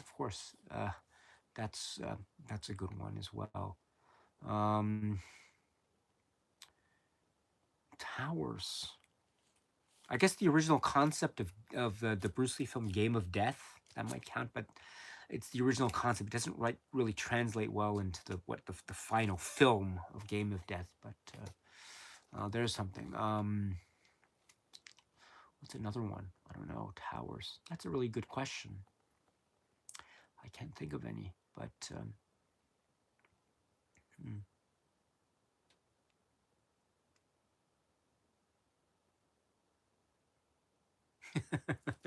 wow, you guys are really great. You're much better. Shanghai Noon. Oh wow, Shanghai Noon. I haven't seen that film in so long. Shanghai Noon. Oh gosh. I have many memories of Shanghai. Well, actually, I should stop. Maybe I should leave my Shanghai Noon memories for another day. But oh gosh, I have many fond memories of Shanghai Noon. Um, yeah. Let's see. All right, let's see here. Liam Dunlop says, recently discovered your content. Well, thank you very much, Liam. And as a new Criterion collector, I aspire to have a great collection like you one day. Keep putting out the great content. Well, thank you very much, Liam. You know, I am not. My collection is not as good as others. There are many other people who have much better collections than I do. But your comment is very much appreciated. So thank you very much. And you know, please enjoy the Criterion collection for all it has to offer, and it really has a lot to offer, which is really great. You know, I just finished. Going through the Carl Zeman set, the fantastic journeys of Carl Zeman, I should say, and that's a really great one. I can't wait to talk about it, and I'll try to talk about it comparing it to the second run Blu-rays, which are also really good, by the way. But there's something quite interesting about some of the choices made for the Criterion set of the three films. Journey to the Beginning of Time and Invention for Destruction and Fabulous Baron Munchausen. So it's the Criterion set is really good. It's really good. And I would say in many respects, it's a little bit better than the second run Blu-rays, although the second run Blu-rays are really great as well. But I would recommend that as well. But anyway, my friend, Liam, my dear friend, I'm so sorry to keep going off like this, but if you're still there, my friend, please enjoy the Criterion collection. Please keep us posted as well. If you want to let us know from time to time about what you've gotten, I certainly would love to hear about it. I'm always curious, even if you have one, two, or three, you know, even a collection of one title is still great.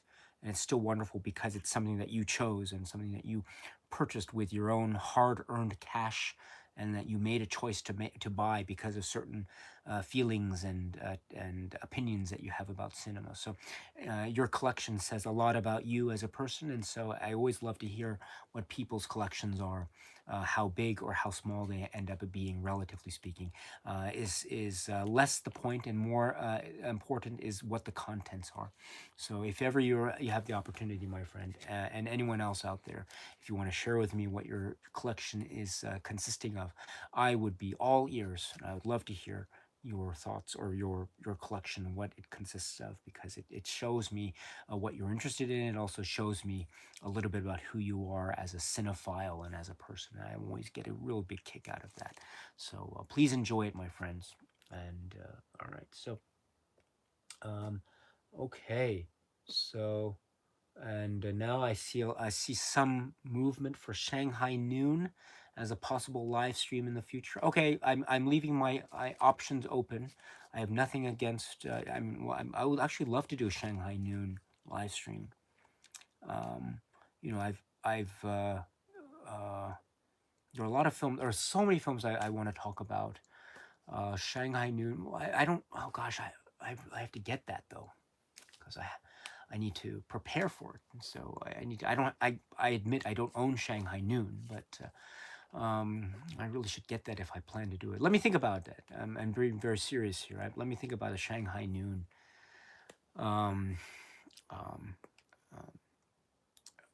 live stream. That might be interesting. Or maybe something else. Maybe, I don't know.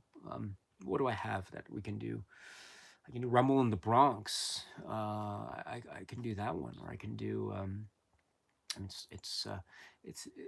gosh, there's many others as well, but you know, I remember seeing Rumble in the Bronx when I was in the theater when it was first released in the States, my mom took me when I was a kid.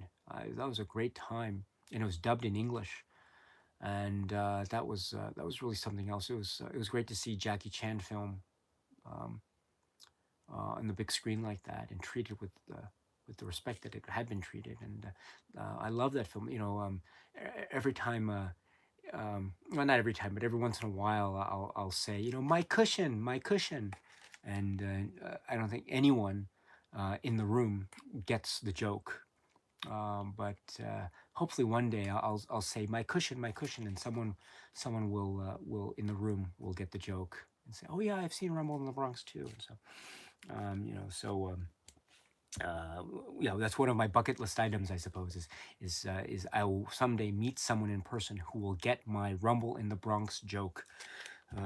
That and visiting San Francisco and going on a Vertigo tour. I mean, and there are many other things on my bucket list, things to do before I shuffle off this mortal coil. So, anyway, speaking of doing that, it's not anything except I need to go to sleep. So, yes, I will. I will go. Police Story, that might be a good one, right? That's a good. Tim Holmes says Police Story. That would be fun to do. It's a Criterion Collection as well, so that might be an interesting thing. I don't know. There's the talk also about. Um, yeah, yeah. Oh yes, of course. FP9623 Profondo Rosso Store. Of course, I haven't forgotten. I will never forget that, my friend. And yes, one of these days, and that day will be very soon, when all this stuff in the world is taken care of and it's cleared up and solved and everyone is better. When all this stuff is cleared up, and it's going to be soon, I know, then I will make a trek to the Profondo Rosso store. That is also something that I want to visit, very much so. Is that gosh, there's so many things I have to do. Um, there's so many things I have to do that are cinema related before I die. So, um, gosh, so many things. But I did recently. I managed to visit here in Japan. I managed to scratch off one of those items, which was visiting the Studio Ghibli Museum here in Japan. I had never done so, and so I took my family. And fortunately, it was still before the place had been closed, because now it's closed due to the current virus outbreak crisis here. And it's closed voluntarily, not for any incident, except just to as a kind of voluntary measure. But I was very lucky to have been able to visit with my family before this whole thing really kind of exploded. And so that was one of the last nice sort of family excursions we took to a far place using public transportation and all that. So that was really great, and it was nice to go to the museum and seeing all the stuff that was. They had a giant sized Neko bus. That was sort of in one part of the museum that was kind of a playroom area, a supervised playroom for kids to play through the Neko bus and all that. So that was really great. And next to that room, there was a library, and they had all these books. Half of the library it was a small room. It wasn't a huge library, but half of the library was of books that were like the fairy tales and the basis of all the literature that formed the bases of all the stories that the Ghibli films were based on. And the other half were Ghibli film focused books, so pictorial books or picture books and things like that. And so I've always I was very fortunate to go to visit there. But one of the places I always wanted to visit too, speaking of museums, was the Karel Zeman Museum, which I've never been. I'd love to go one day. But that will be something that hopefully, when all this stuff in the world is cleared up, maybe, and I have some free time in my schedule, and I might be able to do that. Oh, Liam, yes, you mentioned the Carl Zeman Museum. Well done, my friend. Yes, so you and I are thinking we're on the similar wavelength. Oh, that's great. So Maybe you're like a scanner or something. Speaking of the next film in the film club, you're like a scanner and you've scanned my mind or something. Incidentally, I've mentioned the story before. I'll say one more story and I'll end.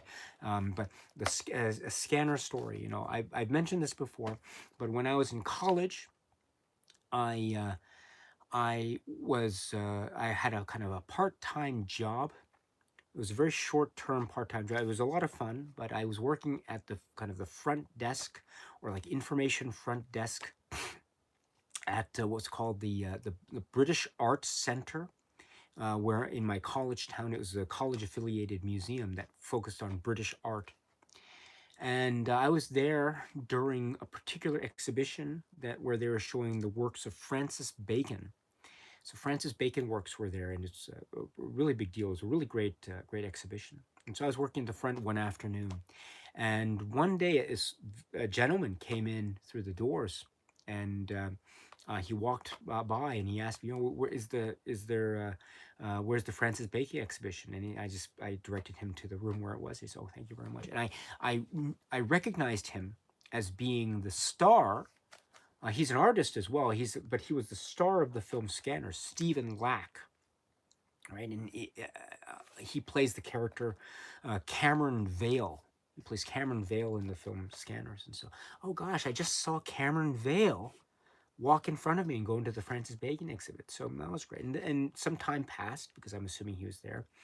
And I was still working, and then he went by, and he came up to the desk and sort of thanked me and said, thank you very much. And so I summoned up the courage to say to him, okay, well, you know, thank you very much. And I summoned up the courage, because I knew that this would probably be my only chance in my life to say this. And I said, excuse me, but are you, and I was about to say, are you Mr. Stephen Lack? But I said, excuse me, but are you? And he stopped me. And he looked at me, and he smiled, and he said, yes, I am. And then he said, thank you, and he walked away. And I thought, oh, gosh, that was such a great moment, because here was Cameron Vale, the ultimate scanner, and he spoke to me. It was like he read my mind. He knew what it was I was about to say. It was like he scanned my mind, and he answered the question that he knew what that was in my mind. So it was the scanner who scanned me and who greeted me in a very scanner-like way. That was Mr. Stephen Lack, many, many, many years ago, in the British Arts Centre in New Haven, Connecticut. So I wonder. I wonder if I'm sure he enjoyed the Francis Bacon exhibition. It was a great exhibition, but that was a really great moment, and especially because even then I enjoyed the film Scanners, and it'll be nice to be able to talk about it, even if it is in a live, you know, if it's in this sort of live stream format where I just talk endlessly, and I make no sense. So I always have to ask for your forgiveness and patience about that. But if you don't mind that, it'll be great to talk about this next 2 weeks from today. Okay, my friends, so thank you very much, and I will really be going now. So anyway, thank you very much. Take good care of yourselves, my friends, and see you very soon. So thank you, and cheers. Thank you.